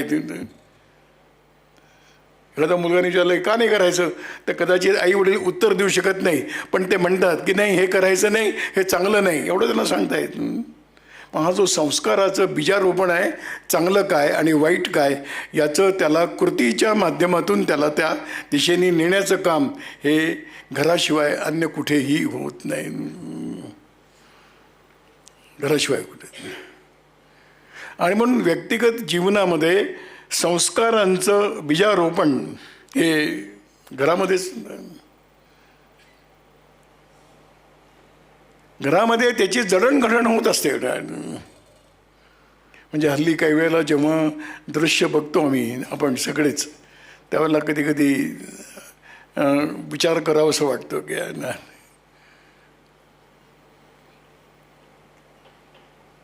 आपल्या घरामध्ये आलेल्या किंवा जन्माला आलेल्या लहान मुलांना हवं ते देणारे पालक पाहिजेत का त्याला आवश्यक ते देणारे पालक पाहिजेत? आज दुर्दैवाने मुलाला हवं ते देणारे पालक, मुलाला कळत नाही काय माझ्या हिताचं आहे, काय माझ्या अहित होणार आहे ते त्याला कळत नाही. आईवडिलांना कळलं पाहिजे की नाही. आणि म्हणून जडणघडण हा जो शब्द आहे ना, हा तिथून सुरू होत आहे. आणि ही जबाबदारी प्रामुख्याने आई आणि वडील दोघांची मिळून ती असते. विविध प्रकारच्या छोट्या कथा सांगून त्याच्या विचाराला दिशा देण्याचं काम करणं. छोट्या कथा आहेत त्या केवळ सगळ्या धार्मिक पौराणिक असल्या पाहिजे असं मी काही म्हणणार नाही, पण आजकाल आपल्या आसपास घडणाऱ्या इतक्या चांगल्या अनुकरणीय घटना घडत असतात. त्या घटना त्याच्या कानावर आपण टाकणार की नाही टाकणार? आई वडील टाकते की नाही टाकते? बाजारात मिळणारी गोष्टींची पुस्तकं आहेत ती आणून दिली की आई वडील म्हणतात आमचं कर्तव्य संपलं. वाचून कोणीही मोठा होतो असा अनुभव कमी आहे, ऐकून मोठा होण्याची मात्र त्याचं प्रमाण जास्त आहे. ऐकतो आम्ही जेव्हा सांगणारा तळमळीने सांगत असतो आणि ऐकणारा सुद्धा त्या भावनेने ऐकत असतो की माझे आई माझे वडील मला काही चांगली गोष्ट सांगतायत, आपण ऐकली पाहिजे त्याला. आई वडिलांचं बोलणं थांबवण्याकरता रिमोट कंट्रोल अजून आलेला नाही. तो जेव्हा येईल तेव्हा आणखीन प्रश्न निर्माण होईल. बस बंद कर आता असं जर मुलं म्हणायला लागली, आजही कदाचित म्हणत असतील काही, किंवा आई वडिलांना लक्षात येईल असं काहीतरी हालचाल ते करत असतील की आता वाटतं की आता बस आता मुलाला काही ऐकण्याची इच्छा राहिलेली नाही. एका अर्थाने रिमोट कंट्रोलच आहे.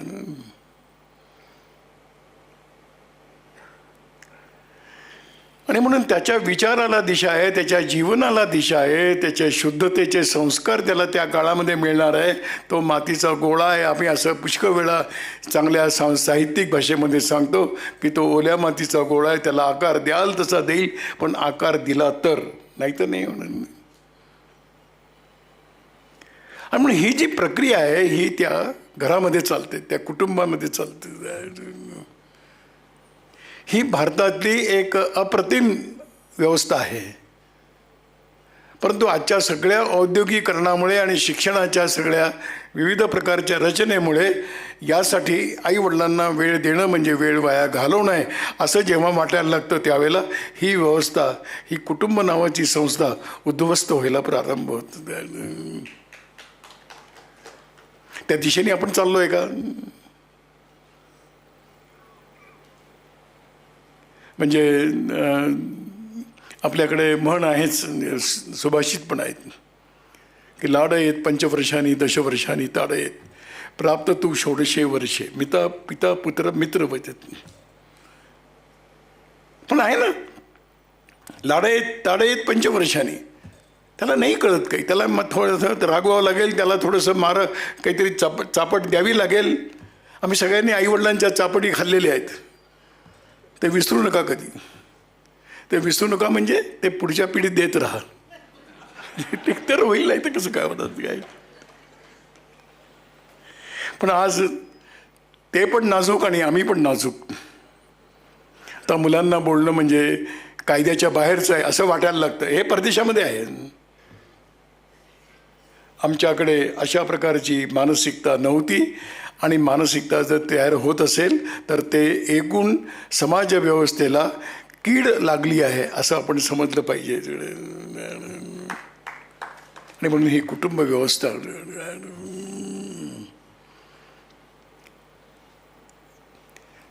पश्चिमी जगताने त्यांनी परिभाषा केली. कुटुंब म्हणजे काय, त्यांनी फॅमिली शब्द वापरला. एक पुरुष एक महिला 2 मुलं म्हणजे कुटुंब असं आहे. असं नाही आहे भारताच्या कल्पनेमध्ये. हे बिलकुल ह्याच्या आपण पुष्कळ लांब आहोत.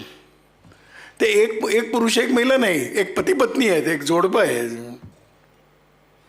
त्यांची झालेली संतती आहे.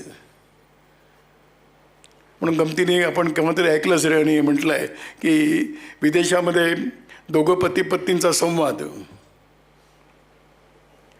काय आहे, तर पत्नी म्हणते की तुमची मुलं माझ्या मुलाशी भांडण करत नाही, तुमची मुलं आणि माझी मुलं आपल्या मुलांशी भांडण करतायत. म्हणजे काय, तिच्याही 4 मुलं आहे, याचीही 4 मुलं आहेत, लग्न झाल्यानंतर यांची पण 4 मुलं आहेत. ते 3 टीम तयार झालेले आहेत घरामध्ये. असं आहे ना, हे पशुवत जीवन आहे. आणि म्हणून भारतातली कुटुंब व्यवस्था ही मानवतेकडे नेणारी आहे, देवत्वाकडे नेणारी आहे, पशुत्वाकडे नाही. म्हणजे गमतीने 4 मुलं एका ठिकाणी भेटली. मी त्यांना विचारलं जरा की घर कशाला म्हणायचं. आता मुलांना ते मुलंच आहेत, 5वी 7वी 8वी अशी शिकणारी मुलं होती. त्यातल्या त्यात एकाने हिंमत केली, मी सांगतो म्हटलं काय, जिथे जे पाहिजे ते बिना पैशाने मिळतं त्याला म्हणतात घर. आणि ज्या दिवसांनी बिना पैशाने मिळणं बंद होईल त्या दिवशी घर काय आणि मी काय, संबंध काय, अशी जर प्रवृत्ती वाढत गेली तर काय घर कसं राहील. घर म्हणजे इमारत नाही. इंग्रजीमध्ये म्हणतात house can be built but not home. इमारत बांधता येते, घर विकसित व्हावं लागतं. आणि म्हणून अशा प्रकारचं एक विकसित जिथे होत राहील सगळ्या प्रकाराने अशी जी काही एक परिवार व्यवस्था असायला पाहिजे. आज तिच्यापुढे संकट आहे, त्यापुढे संकट आहे. मी एक सांगेन, एक विनोदाचा भाग आहे. इथून सभागृहातून बाहेर पडताना आपण तो विसरून जाण्याकरताच सांगतोय. एका ठिकाणी संवादामध्ये म्हटलंय की नातू नाती आणि आजोबा आजी यांचं खूप मित्रता असते. काही झालं की नातवंड आजोबांकडे जातात किंवा आजीकडे जातात. त्यांनी पुढे प्रश्न विचारला, कारण काय आहे. त्यांनी म्हटलं दोघांचा शत्रू एक आहे. आता असं जर घरामध्ये वातावरण असेल तर त्या वातावरणामध्ये मुलं कोणती दिशा घेऊन जातील, काय घेऊन जातील. आणि म्हणून ही जी एक कुटुंब व्यवस्था आहे ती कुटुंब व्यवस्था ही जगाच्या पाठीवरती अद्वितीय. विविध कारणांमुळे आज त्याच्यामध्ये जो एक विक्षेप निर्माण झालेला आहे तो विक्षेप दूर करण्याचं काम तुम्ही आम्ही सर्वांनी मिळून करण्याची आवश्यकता आहे. याला समाजसुधारकांची नेतृत्वाची गरज नाही, नेतृत्वाची गरज नाही. आणि म्हणून आपल्या जीवनामध्ये आलेल्या विकृतीतून आजची परिवार व्यवस्था संकटामध्ये आली.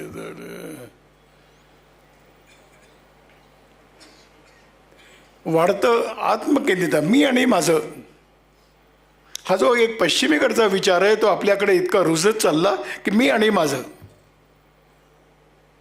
मग मी आणि माझं याच्यामध्ये जे जे काही मध्ये येईल ते सर्व मला अडथळे निर्माण करणार आहे. आणि म्हणून त्याच्याबद्दलचा एक दुराव्यातून मग वादविवादातून मग संघर्ष, आणि संघर्षामधून दोन वेगळे होणं, या एका दिशेने आपण चाललोय. मूळ काय? मूळ एकच आहे की मी आणि माझं. त्या मी आणि माझ्यामध्ये आमचं आणि आपलं हा संस्कार त्या घरामध्ये जर कसा निर्माण करता आला तर मला असं वाटतं की या मी आणि माझेमधून समाज जीवन बाहेर आलं पाहिजे. आज विकृत आले, वाढतं भोगवादाचं आकर्षण आहे. वाटेल त्या मार्गाने पैसा कमवा, आमच्या जीवनाला आवश्यक नाही, सगळ्यांकडे आहे म्हणून माझ्याकडे पाहिजे, असं वाटण्यातून कितीतरी प्रकारचे मानसिक तणाव निर्माण करतच आपण. मग मला माझ्या चांगल्या मार्गाने मिळालं तर ठीक आहे, नाही तर मी मिळेल त्या मार्गाने मी काढेन, अशी प्रवृत्ती वाढत चालली. त्यातून एक भ्रष्ट जीवन समाज जीवनामध्ये येत गेलं. त्याची सुरुवात जर कुठे आहे तर यांच्याकडे आहे, माझ्याकडे नाही, या एका हीन भावनेतून ही निर्माण झालेली गोष्ट. नाही, माझ्याकडे, मला आमच्या घराला आवश्यक आहे तर आम्ही करू, तुमच्याकडे आहे म्हणून माझ्याकडे आलं पाहिजे. हा जो एक कळत न कळत स्पर्धेचं बीज त्यात पडलं गेलं आणि ते पडल्यामुळे मग कितीतरी विकृतींना आपण जन्म दिला आहे, आपण कल्पना नाही करू शकत. म्हणून वाटेल त्या मला हे पूर्वी वाचलेली गोष्ट आठवते. एक चांगलं संपन्न परिवारच आहे, नवरा बायको आणि मुलगा, बाकी कोणी नाही घरामध्ये. एकदा लक्षात आलं की वडिलांच्या खिशातली 100ची नोट कमी झाली. मग दोघांमध्ये चर्चा सुरू झाली की माझ्या खिशातले 100 रुपये कोणी चोरले असतील. मग पहिला संशय, घरात कामावरती येणाऱ्या बाई. मग लक्षात आलं की 2 दिवसापासून ती कामावरती येत नाही. मग आपल्या घरात कोणी पाहुणे आले ते नाही, कोणी पाहुणे पण आलेले नाहीत. मग तिथले कोणी, माफ करा, पत्नीकडे फार संशयाने बघता येत नाही म्हणून त्यांनी पत्नीकडे काही संशयाने बघितलं नाही, पण 100 रुपये गेले याची खंत. मग काय, मग मुलगा शाळेमध्ये गेल्यानंतर त्याची खोली तपासली. मग त्या खोलीमध्ये त्याची पुस्तक होती, त्या पुस्तकामध्ये एक 100ची नोट सापडली. भयंकर अस्वस्थता होती. म्हणजे सर्व प्रकारच्या सोयी उपलब्ध असताना याला 100 रुपयाची नोट चोरावी असं का वाटलं. ते राग. आणि म्हणून शाळेतून येण्याची वाट पाहत आल्याबरोबर दोघांनी, आईवडिलांनी फैलावर घेतलं. चोरी करणं पाप आहे, तुला कळत नाही का? तो मुलगा काय बोलणार, 100 रुपये चोरले होते हे खरं आहे. मग त्याला आईने एक वही दिली, वडिलांनी एक पेन दिली आणि सांगितलं की 1000 वेळा लिहायचं आहे, चोरी करणं पाप आहे, मी चोरी करणार नाही, लिह 1000 वेळा. तो मुकाट्याने लिहायला लागला आणि चेहऱ्यावरती हास्य आहे. आईवडिलांना वाटलं की आम्ही इतकी त्याला कठोर शिक्षा दिली आणि तरी हा हसतोय, तो लाज नाही वाटत. तो मुलगा म्हणतो, हे मी लिहितोय पण मला माहिती आहे की ही वही आईने शाळेतून उचलून आणलेली आहे आणि हे पेन हे वडिलांच्या ऑफिसमधलं आहे आणि मला सांगताय तुम्ही चोरी करणार नाही म्हणून द्याय. कोण दिशा देणार?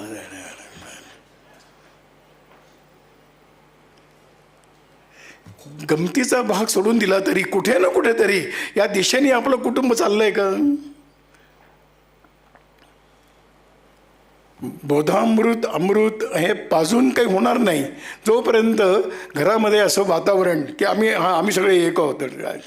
आमचं एक कुळ आहे, आमच्या कुळाच्या काही परंपरा आहेत, आमच्या कुळाचे काही आदर्श आहेत, ते समजून घेऊन माझ्या जीवनामध्ये मी त्या कुलपरंपरेला जपेन असं त्याला सांगणार कोण, हे शिकवणार कोण त्यांना?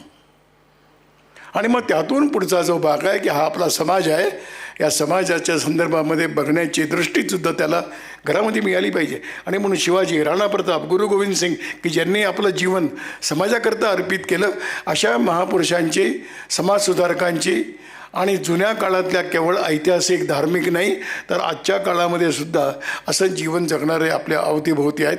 त्यांच्याबद्दलची चर्चा, त्यांच्याबद्दलची माहिती नवीन पिढीला आपण सांगत राहिलो तर त्यातून एक सामाजिकतेचा संस्कार मिळेल. आणि म्हणून ही जी एक फार मोठं आज जे संकट आहे ते संकट या कुटुंब व्यवस्थेमध्ये आलेली एक विकृती, आलेले दोष, आणि हे जर आपण दूर केले नाही तर जगामध्ये आदर्श व्यवस्था सांगणारा आपल्याशिवाय अन्य कोणी नाही, आणि आपणही राहिलो नाही तर कोणीही राहणार नाही. हे जगाच्या संदर्भामध्ये आपल्या हातून होणारी फार मोठी चूक आहे. आदर्श कोणता? आणि म्हणून या कुटुंब व्यवस्थेचा समग्रपणे विचार करून एक मताने चालणारं, एका विचाराने चालणारं, एकत्र होऊन चालणारं, आणि मग तीच परिस्थिती, मानसिकता वाढत वाढत आपल्या समाजाच्यापर्यंत नेणं, आणि आपण समाजाने आपण एक आहोत असा संस्कार त्याला घरातल्या सगळ्या प्रकारच्या वातावरणामध्ये मिळणं, त्यातून तो केवळ कुटुंबाचा घटक नाही, तो समाजाचा घटक बनणार आहे. मग ही व्यवस्था आज आमच्यासमोर आव्हान आहे. ही गेल्या 40-50 वर्षामध्ये आणखीन वेगळ्या स्तरावरती खाली खाली जात चाललेली आहे. आपण अहिल्यानगरमध्ये राहता, जरा केव्हा तरी न्यायालयात जाऊन आपण थोडी माहिती काढावी की गेल्या 10 वर्षामध्ये घटस्फोटाच्या घटनांचं प्रमाण किती वाढलं आहे. लग्न होत नाही, 1-2 वर्षामध्ये वेगळे होतात. कशामुळे आहे? आणि मग जर ही स्थिती जर राहिली तर आदर्श समाज जीवनामध्ये पाऊल टाकण्याची आदर्श व्यवस्था उद्ध्वस्त झाली तर त्या समाजाचं समाज जीवन उद्ध्वस्त व्हायला वेळ लागत नाही. आणि म्हणून हा एक प्रश्नच आहे. आणि म्हणून त्याचा विचार आम्ही सर्वांनीच करायला. आणि म्हणून अशा सगळ्या याच्यातून घडलेली व्यक्ती जेव्हा समाजाकडे बघते त्यावेळेला मग आपले समाजातले प्रश्न काय आहेत हेही त्याला कळायला लागतात. मग आपलं तत्त्वज्ञान काय आहे हेही त्याला छोट्या गोष्टी रूपाने सांगावं लागेल. मग प्राणीमात्रामध्ये ईश्वर आहे हे आपल्याकडे तत्त्वज्ञान म्हणून सांगितलं, हे त्या मुलाला कळलं पाहिजे ना. मग त्याला आपला आणि परका हे हळूहळू कमी कमी होत जाईल.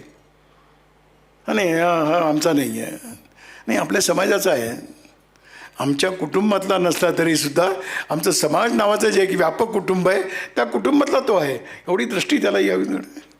आणि म्हणून आपल्याकडे काही संस्कार आहेत, उपक्रमातून आलेले संस्कार आहेत. समाजाला आपण काही देत राहिलं पाहिजे. आणि म्हणून घरामध्ये गोग्रास आहे, दारावरती आलेल्याला आपण भिक्षा दिली पाहिजे, भीक नाही. समर्थ रामदास स्वामींनी भिक्षा आणि भीक या शब्दातलं फार मोठं मार्मिक त्याचं भेद करून सांगितलं आहे. भीक लाचारीतून येते, भिक्षा सन्मानाने दिली जाते आणि सन्मानाने घेतली जाते. असा भाव देतो ना, फेकण्याचा नाही आहे. भिक्षा कोणी फेकून देत नाही. तुम्ही कदाचित दारावरती आलेल्या भिकाऱ्याला फेकून मी देत असतील, पण भिक्षा देण्यामध्ये पुण्य आहे, भिक्षा देण्यामध्ये माणुसकीचं दर्शन आहे, भिक्षा देण्यामध्ये आपल्या कर्तव्याची जाण आहे. ही त्या घरामधून त्याला ती लक्षात येते. आणि मग हळूहळू तो समाज जीवनाशी जोडला जातो. ईशावास्य इदम सर्वम, हे ईशावास्य इदम सर्वम, सर्वत्र ईश्वराचा वास आहे हे त्याला समजेल कसं? त्याला मग ते त्याला समजेल अशा भाषेमध्ये काहीतरी सांगावं लागेल.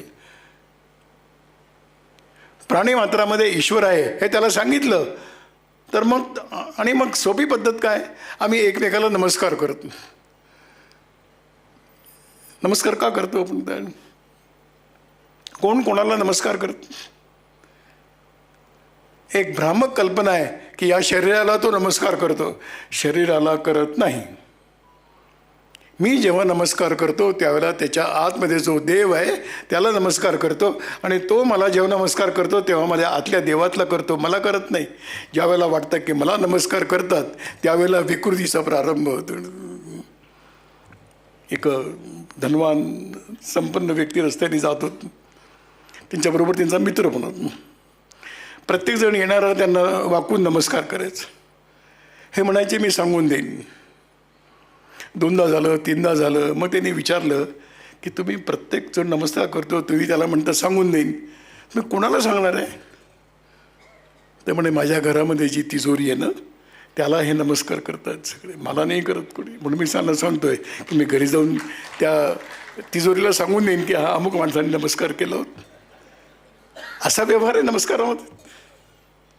त्यामुळे वारकरी संप्रदायाने जे नमस्काराचा अर्थ नीट समजून घेऊन एकमेकाच्या जे पाया पडतात ना, तो त्यातून मिळणारा संस्कार हा सहजपणे कोणत्याही नमस्कार करणाऱ्याला आणि नमस्कार घेणाऱ्याला हा संस्कार मिळण्याची आवश्यकता आहे. आणि म्हणून समाज जीवनाकडे बघताना असं एक म्हणून भेदभाव आहेतच. भेदभाव मुक्त जीवन करायचं असेल तर आपला आणि परका हे तेव्हाच होईल जेव्हा त्याच्यामध्येही ईश्वर आणि माझ्यामध्ये ईश्वर आहे हे मनापासून जेव्हा त्याला कळेल, त्यावेळेला कोणीही भेदभावपूर्ण व्यवहार करणार नाही. आज भेदभाव आहेत, 4 प्रकारचे भेदभाव दिसतात. गरीब आणि श्रीमंत, शिक्षित आणि अशिक्षित, शहरातले आणि ग्रामीण, जनजाती. व्यवहारात समानता नाही आहे ना. म्हणजे आज इतक्या वर्षांतर आपण कोणी बघितलं असेल तर हरकत नाही, मला आनंद वाटेल आपल्याला की निरक्षर आणि बुद्धिमान असे मित्र झालेत. असं होतं का कुठे काही? किंवा एखादा गरीब माणूस आहे, चांगला आहे, त्याचा श्रीमंत कोणी मित्र आहेत असं होत नाही. कृष्ण सुदामाची गोष्ट ऐकायची त्यावेळेला कथाकार डोळ्यामध्ये पाणी येईल की कसा सुदामा आणि कसे कृष्ण, कशी त्यांची मैत्री. ऐकणाऱ्यांच्या डोळ्यात पाणी, बोलणाऱ्याच्या डोळ्यात पाणी. कुठपर्यंत? त्या मंडपाच्या बाहेर जाईपर्यंत. मंडपाच्या बाहेर गेल्यानंतर कोण सुदामा आणि कोण कृष्ण. सुदामा आणि कृष्णाची गोष्ट ऐकून व्यावहारिक जीवनामध्ये सुदामा आणि कृष्ण जोपर्यंत दिसत नाही याचा अर्थच असा आहे की भेदभाव आहेच. आणि मग ही समाजाची शक्ती कशी काय तयार?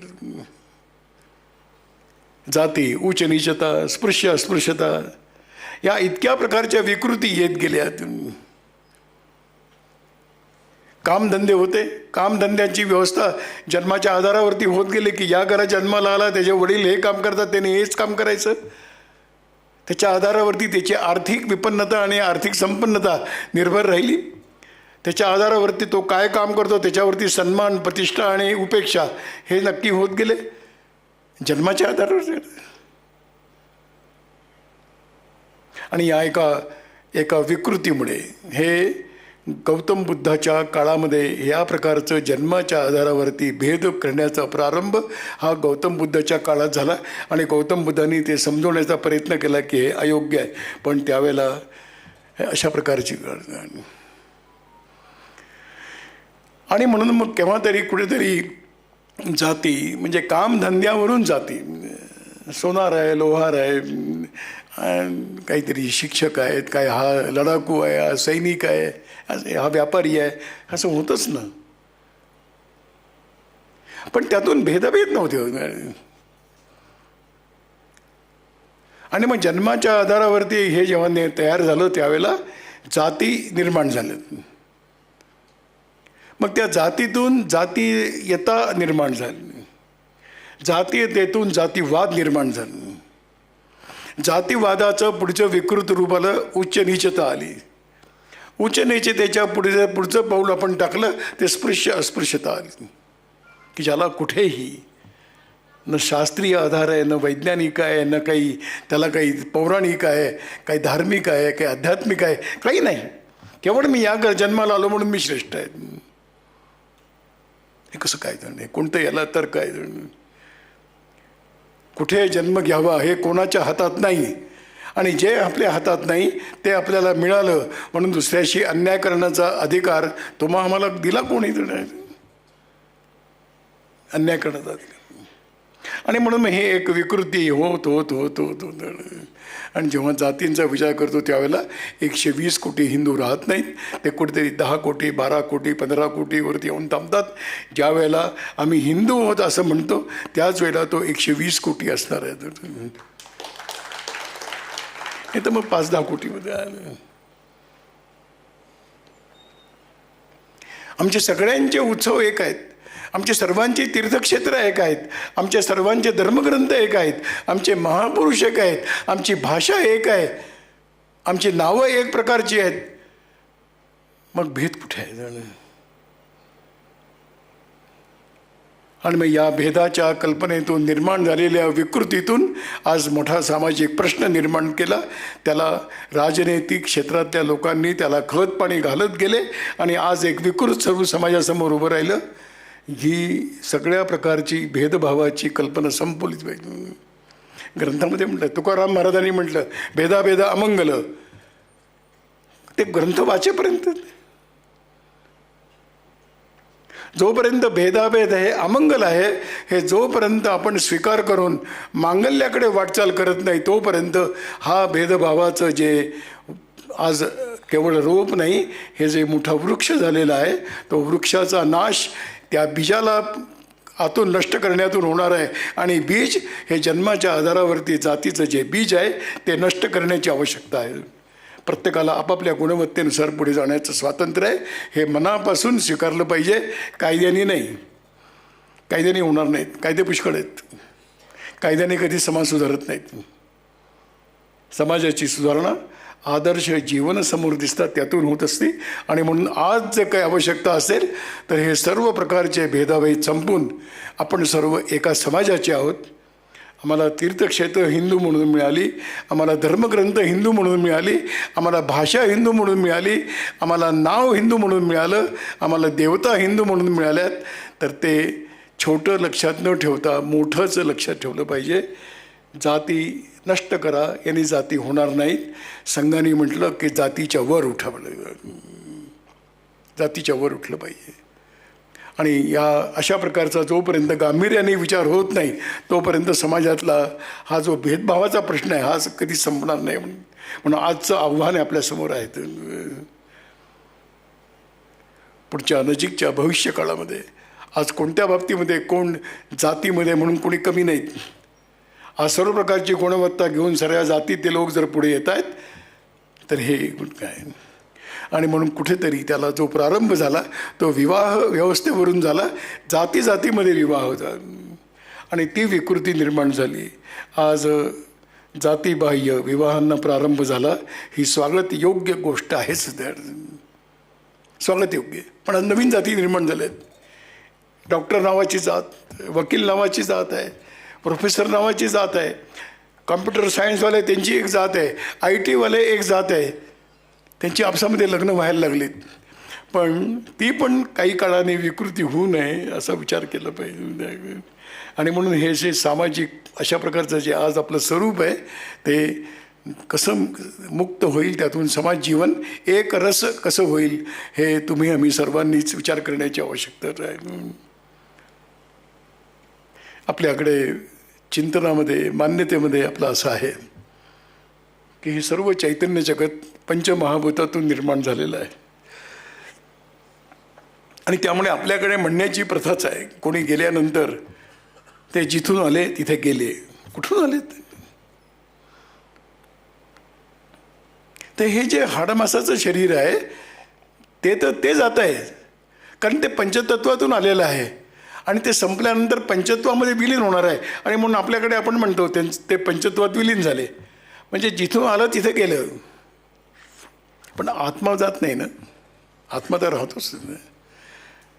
आणि म्हणून हे जे पंचमहाभूतांनी निर्माण झालेलं शरीर आहे, या शरीराचं रक्षण पोषण पंचमहाभूतांच्या माध्यमातूनच होणार आहे. हे केव्हा तरी तुम्ही आम्ही प्रकर्षाने आग्रहपूर्वक हे समजून घेण्याची आवश्यकता आहे. पंचमहाभूत म्हणजे त्याच्याशी आम्ही स्पर्धा करून चालणार नाही. आज आम्ही विज्ञानाच्या सगळ्या प्रभावामध्ये येऊन आम्ही निसर्गाशी पण स्पर्धा करायला लागलो.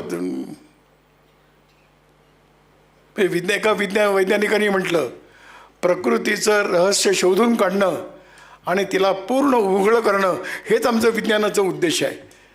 कोणाशी स्पर्धा करतोय आपण? कोणाचं रहस्य उघडायला निघालेलो आहोत?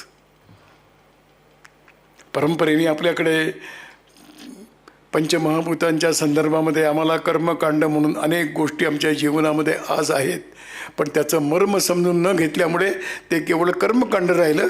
व्यवहारामध्ये मात्र पंचमहाभूतांच्या विरोधामध्ये आमचं आचरण राहिलं. झाडांची पूजा करायची आणि झाडं कापायची, नद्यांची पूजा करायची, पण घरातला कचरा सगळा नद्यांमध्येच टाकायचं. या भूमीला काळी आई म्हणायचं आणि रासायनिक खतं टाकून टाकून त्या भूमीचं शोषण करायचं. आमचे नद्यांचे, आमचे जलस्रोत सगळे खराब झालेत, आमची भूमी खराब होत चाललेली आहे.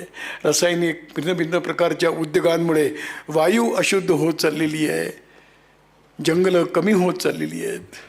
हे मनुष्याने आपल्या उपभोगाकरता पंचमहाभूतांचा उपभोगाकरता वापर केलेला अमर्याद प्रारंभ केला आणि त्यामुळे माणसाने माणसासमोरच निर्माण केलेलं संकट म्हणजे प्रदूषण आहेत.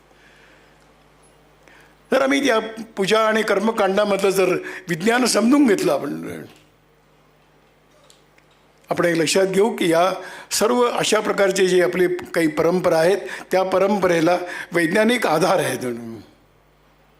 आपल्याकडे वटपौर्णिमेची पूजा होती, ते जेव्हा पावसाळा सुरू होणार आहे त्या काळातली वटपौर्णिमा आहे. तो संदेश आहे की वटवृक्ष हे प्रतिनिधिक आहे, त्या झाडाची पूजा करायची. याचा अर्थ असा आहे की त्या दिवशी झाडं लावण्याचा दिवस आहे. आम्ही जागतिक वृक्षारोपण दिवस बघण्याचं काही कारण नाही. भारतामध्ये सर्व राज्यांमध्ये अशा प्रकारची झाडाची पूजा करण्याचा दिवस सगळं तर आहे. तो झाडं लावण्याचा दिवस आहे, झाडं कापण्याचा नाही. झाडं कापण्याचं नाही. विज्ञानाच्या प्रगतीमुळे माणसाची घेण्याची ताकद वाढत गेली आणि म्हणून जेव्हा असा प्रश्न निर्माण झाला की प्रकृतीने म्हटलं की माणसाला केवळ नाही तर चेतन जगताला जे जे पाहिजे ते मिळेल, जितकं पाहिजे तितकं मिळेल. पण माणसाने म्हटलं जितकं पाहिजे तितकं नाही, जितकं घेऊ शकतो तेवढं घेऊ. हे जी अहंकाराचं बीज निर्माण झालं आणि मग त्यातून आम्ही प्रकृतीची स्पर्धा सुरू केली आहे. शेतकऱ्यांना हातामध्ये विद्युत पंप आला आणि म्हणून पाण्याचं किती प्रकारचं शोषण होतं हे बागायतदार शेतकऱ्यांना विचारलं पाहिजे की त्यांच्या शेतातलं पाण्याचं पातळी किती खाली गेलेली आहे. आणखी अमर्याद पाणीचा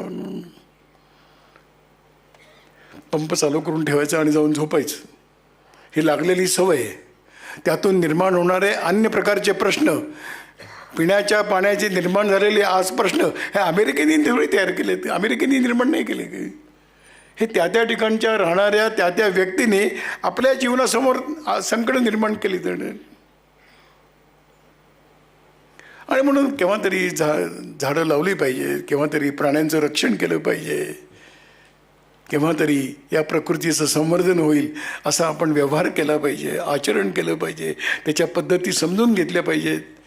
तर हे पर्यावरणयुक्त जीवन राहील. नाही तर प्रदूषणाचं संकट हे इतकं भीषण येत चाललेलं आहे की दिल्लीसारख्या ठिकाणी श्वास घ्यायला पण त्रास होतो. आपण बघतो टी व्हीवरती आणि बाकी ठिकाणी बघायला मिळत असतं आपल्याला. तर ही जी राक्षसी प्रवृत्ती तुमच्या आमच्यामध्ये आली, पण प्रकृती काही कमी ताकदवर नाही आहे. एक कुठेतरी ढगफुटी होते आणि गावाच्या गावं वाहून जातात. कुठेतरी एखादा छोटासा भूकंप होतो आणि घराच्या घरं नष्ट होतात. कोणासमोर आम्ही स्पर्धा करायला उभे आहोत? आमच्यासाठी आम्हीच संकट निर्माण करतो. या संदर्भामध्ये समाजामध्ये योग्य प्रकारचं जागरण येऊन या प्रकृतीशी सुसंगत आमचं जीवन राहील अशा प्रकारचा आग्रहपूर्वक आचरणामध्ये आणण्याची मनुष्य जगताला आवश्यक आहे. शास्त्र म्हणतं आहे की एखाद्या भूभागामध्ये हिरवळ किती टक्के असायला पाहिजे, तर त्याचं प्रमाण त्यांनी सांगितलं आहे की 30% असायला पाहिजे. आज भारतामध्ये हिरवळीचं प्रमाण हे कुठेतरी 11-12% आलेलं आहे. हे 20% झालेलं नुकसान कोण भरून काढणार आहे? तुम्ही आम्ही करायला पाहिजे. आणि म्हणून हे जीवनासमोर आलेलं संकट हे प्रकृतीच्या संरक्षणातून, प्रकृतीच्या संवर्धनाच्या संस्कारातून समाज जीवनामध्ये, आचरणामध्ये एक संयमी जीवनाच्या मार्गाने जोपर्यंत आपण जाणार नाही तोपर्यंत या संकटातून समाजमुक्त कसा होईल. आम्ही प्लॅस्टिक, थर्मोकोल फेकतो. आपण केव्हा ते बघितलं असेल की उत्तर ध्रुवावरती समुद्रातलं पाणी फिरत फिरत फिरत जिथे जातं तिथे फार मोठा एक अशा नष्ट न होणाऱ्या वस्तूंचा एक मोठा साठा तिथे जाऊन निर्माण झाला आहे. कोणतं संकट आहे भविष्यात पृथ्वीसमोर आणि चैतन्य जगतासमोर आहेत. आणि म्हणून हे वेळच्या वेळी जागृत होणं आवश्यक आहे. आम्ही असं आहेत की जितकं मिळेल तितकं घेऊ असं म्हणणारे नाहीत, जितकं घेता येईल तेवढं घेऊ या प्रवृत्तीतून. ते चालले होते सज्जन रस्त्याने, त्याचा मित्र आला समोर, काय कुठे निघालेत? पण काही नाही, आज एक जेवणाची पंगत आहे तिकडे चाललो आहे. तर म्हणे एक विचारू का? म्हणून विचार, माणसासारखं जेवणार का जनावरासारखं जेवणार? त्याला राग आला. त्यानं मला प्रश्न विचारत, कळत नाही तुला? माणसासारखं जेवणार. हां, म्हणजे माणसालाच फक्त कळत नाही की पोट भरल्यानंतर खाऊ नये. जनावराला पोट भरल्यानंतर चाऱ्याचा एक सुद्धा तो खाणार नाही. पण मनुष्य असा आहे की तो पोट भरल्यानंतर सुद्धा श्रीखंड बासुंदी आली तर चालते म्हणणार. अरे आत्ता पोटभर जेवण झालंय ना. मग मनुष्याने म्हटलं की पशुला काही अक्कल नाही, आम्ही हवामान हरडे पण तयार केलेले आहेत. म्हणजे मग काय, आम्ही आमची प्रवृत्ती बदलणार नाहीत. आणि म्हणून आपल्या ऋषीमुनींनी, आपल्या पूर्वजांनी सांगितलं आहे की प्रकृतीला वंदन करा. याचा अर्थ नुसती पूजा करा, हळद कुंकू व्हा, त्याला फुलं चढवा आणि काहीतरी त्याची आरती करा एवढ्यापुरतं नाही. तर ते करत असताना संरक्षणाची आणि संवर्धनाची माझ्या जीवनामध्ये, व्यक्तिगत जीवनामध्ये, आचरणामध्ये योग्य ते परिवर्तन आणून मी चालेन असं म्हणणारा समाज उभा करणं आहे चांगलं. आणि मग असा जेव्हा समाज होतो त्यावेळेला त्याला आपल्या देशाचं भलं काय, देशाचं नुकसान काय हे त्याला कळायला पाहिजे. मग आपला सन्मानाचे विषय कोणते आहेत, आपल्या स्वाभिमानाचे विषय कोणते आहेत, आपल्याला त्यातून आनंद वाटावा असे विषय कोणते आहेत, असं स्वचा भाव जागृत होत होत तो आपल्या या भूमीवरती आणि या देशावरती समाजाच्या माध्यमातून तो स्नेह करणारा, प्रेम करणारा, त्याचं भक्ती करणारा निर्माण होण्याची आवश्यकता असते. भारताचं संरक्षण भारताच्या बाहेरचे लोक नाही करणार. भारताचं संरक्षण तुम्ही आम्हालाच करायचं.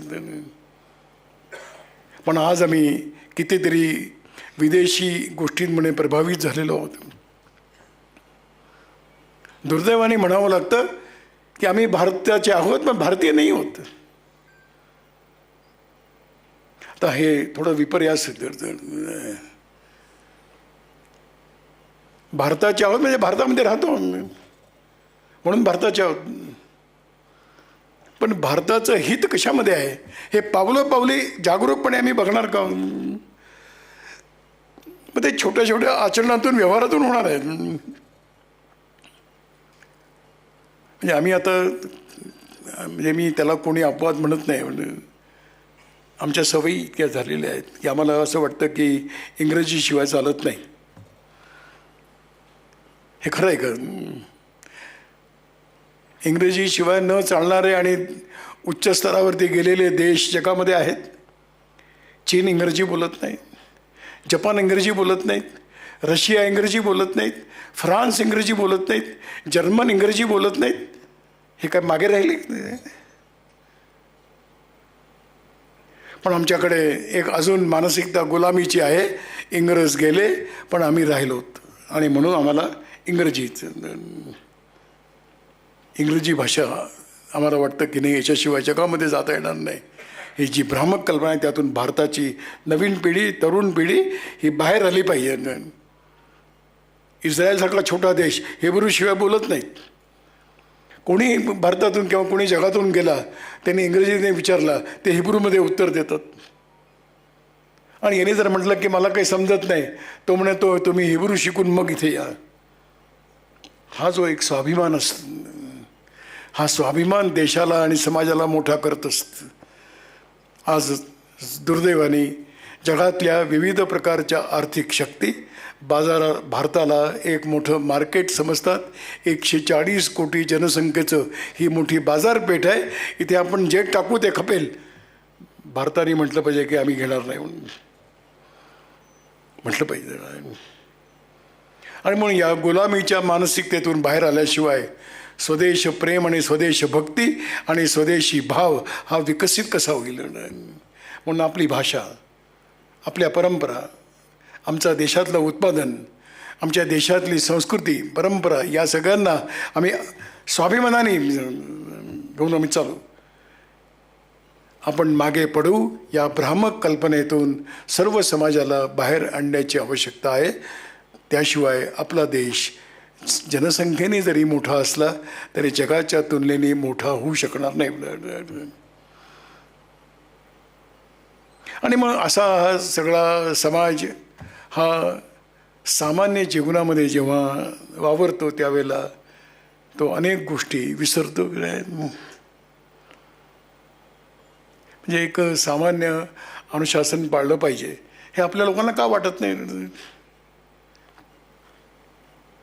सामान्य नियमांचं आपण पालन केलं पाहिजे का नाही वाटत नाही. कर भरायचे काही नियम आहेत, त्या वेळच्या वेळी आपण कर भरला पाहिजे असं का नाही वाटत. म्हणजे मी कल्पना करतो, मला त्याचा अनुभव नाही, पण आपण सांगू शकाल. पगारातून परस्पर आयकर कापला जाणार नाही, तुम्ही येऊन भरा, काय होईल. आज पगारातून कापला जातो, तुम्ही आम्ही देत नाही, सरकार काढून घेत आहे. पण उद्या जर हा नियम झाला की आम्ही पगारातून कापणार नाही तर आम्हाला खात्री आहे का की माणसं वेळच्या वेळी जाऊन आयकर भरतील. कसं चालेल देश. सामान्य रस्त्याचे नियम आम्ही पाळू शकत नाही. मी काही देशामध्ये मला जायची संधी मिळाली, मी लहान देश बघितलेले आहेत, इतक्या अनुशासित त्या ठिकाणचं वातावरण असतं. म्हणजे अब्दुल कलामांनी म्हटलं की अमेरिकेतून आलेला माणूस विमानतळावरती उतरल्यानंतर खिशातला कचरा तिथं कोपऱ्यात टाकून जातो. अमेरिकेत हे त्यांनी करण्याची हिंमत नाहीत. म्हणजे तुम्हाला कायम दंडुका पाहिजे, कोणीतरी पोलीस पाहिजे, कोणीतरी पकडणारा पाहिजे तर आम्ही चांगले वागू, असं ही मानसिकता आपल्या समाजामध्ये कशी काय निर्माण झाली असेल. आणि म्हणून सुसंस्कृत समाजाचं हे लक्षण नाही. सुसंस्कृत समाजाचं हे लक्षण आहे की तो व्यक्तिगत जीवनामध्ये पण आदर्श जीवन जगेल आणि सामाजिक जीवनामध्ये जाऊनसुद्धा तो समाजाच्या बरोबर आणि समाजाच्या गतीने समाजाला जे हितकारक आहे तेच मी करेन, अहित करणारं मी कोणतीही गोष्ट करणार नाही, याची तो आपल्या मनाशी दृढ धारणा घेऊन जीवनामध्ये चालेल असा समाज होत आहे. आणि म्हणून प्राचीन काळामध्ये असलेली आव्हानं समाजामध्ये काही निर्दोष समाज निर्माण करायचा आहे. त्यामध्ये सतीप्रथा, बालविवाह, विधवांचे विवाह हे सगळे कमी कमी होत गेले, आज शिल्लक राहिलेले नाहीत. भविष्यातला भारत हा अशा प्रकारचा एका अर्थाने जो या व्यवस्थेचा आधार आहे त्या कुटुंब व्यवस्थेला सशक्त करत करत सगळ्या प्रकारचे भेदभावातून मुक्त होऊन या प्रकृतीशी वंदन केवळ प्राकृतिक पूजापाठ नाही तर या प्रकृतीचं संरक्षण आणि संवर्धनामध्ये आपली काही भूमिका आहे आणि या देशासंबंधी माझी काही कर्तव्य आहेत. आणि त्याचबरोबर सार्वजनिक जीवनामध्ये मी अधिकाधिक चांगलं राहण्याचा प्रयत्न करेन असा म्हणणारा समाज भविष्यकाळामध्ये भारताचा गौरव वाढवणारा असेल. आपणा सर्वांकडून या स्वाभाविकपणाने या सर्व अशा विषयांवरती आपल्या व्यक्तिगत जीवनाशी जोडून घेऊन आपल्या व्यक्तिगत जीवनाच्या प्रारंभापासून समाजासमोर एक आदर्श समूहाने उभे करावेत, व्यक्तींनी उभे करावेत, त्यातून काही ना काही परिवर्तनाची आशा अपेक्षा करता येईल. मला असं वाटतं की आजच्या काळातली ही आव्हानं आणि आजच्या काळातल्या समाज परिवर्तनाची ही दिशा आहे ती आपण सगळे जाणता. मी केवळ शब्दरूपाने आपल्यासमोर मांडण्याचा प्रयत्न केला. इतक्या सभागृहामध्ये आपण इतक्या मोठ्या संख्येने आलेला आहात, या सर्वांना आपल्या समाज आणि देशाबद्दलच्या असलेल्या भक्तीला नमस्कार करून माझं बोलणं सांगतो.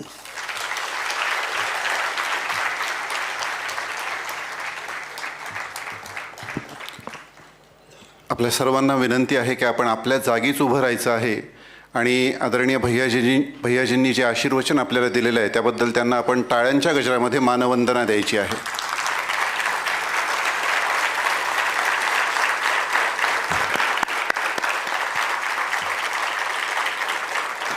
खूप धन्यवाद.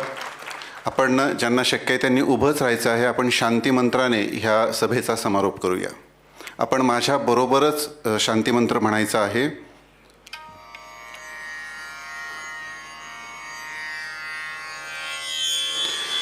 सर्वे भवन्तु सुखिनः सर्वे सन्तु निरामयाः सर्वे भद्राणि पश्यन्तु मा कश्चित् दुःखभाग् भवेत्. ॐ शान्ति शान्ति शान्तिः. सर्वांना मनपूर्वक धन्यवाद.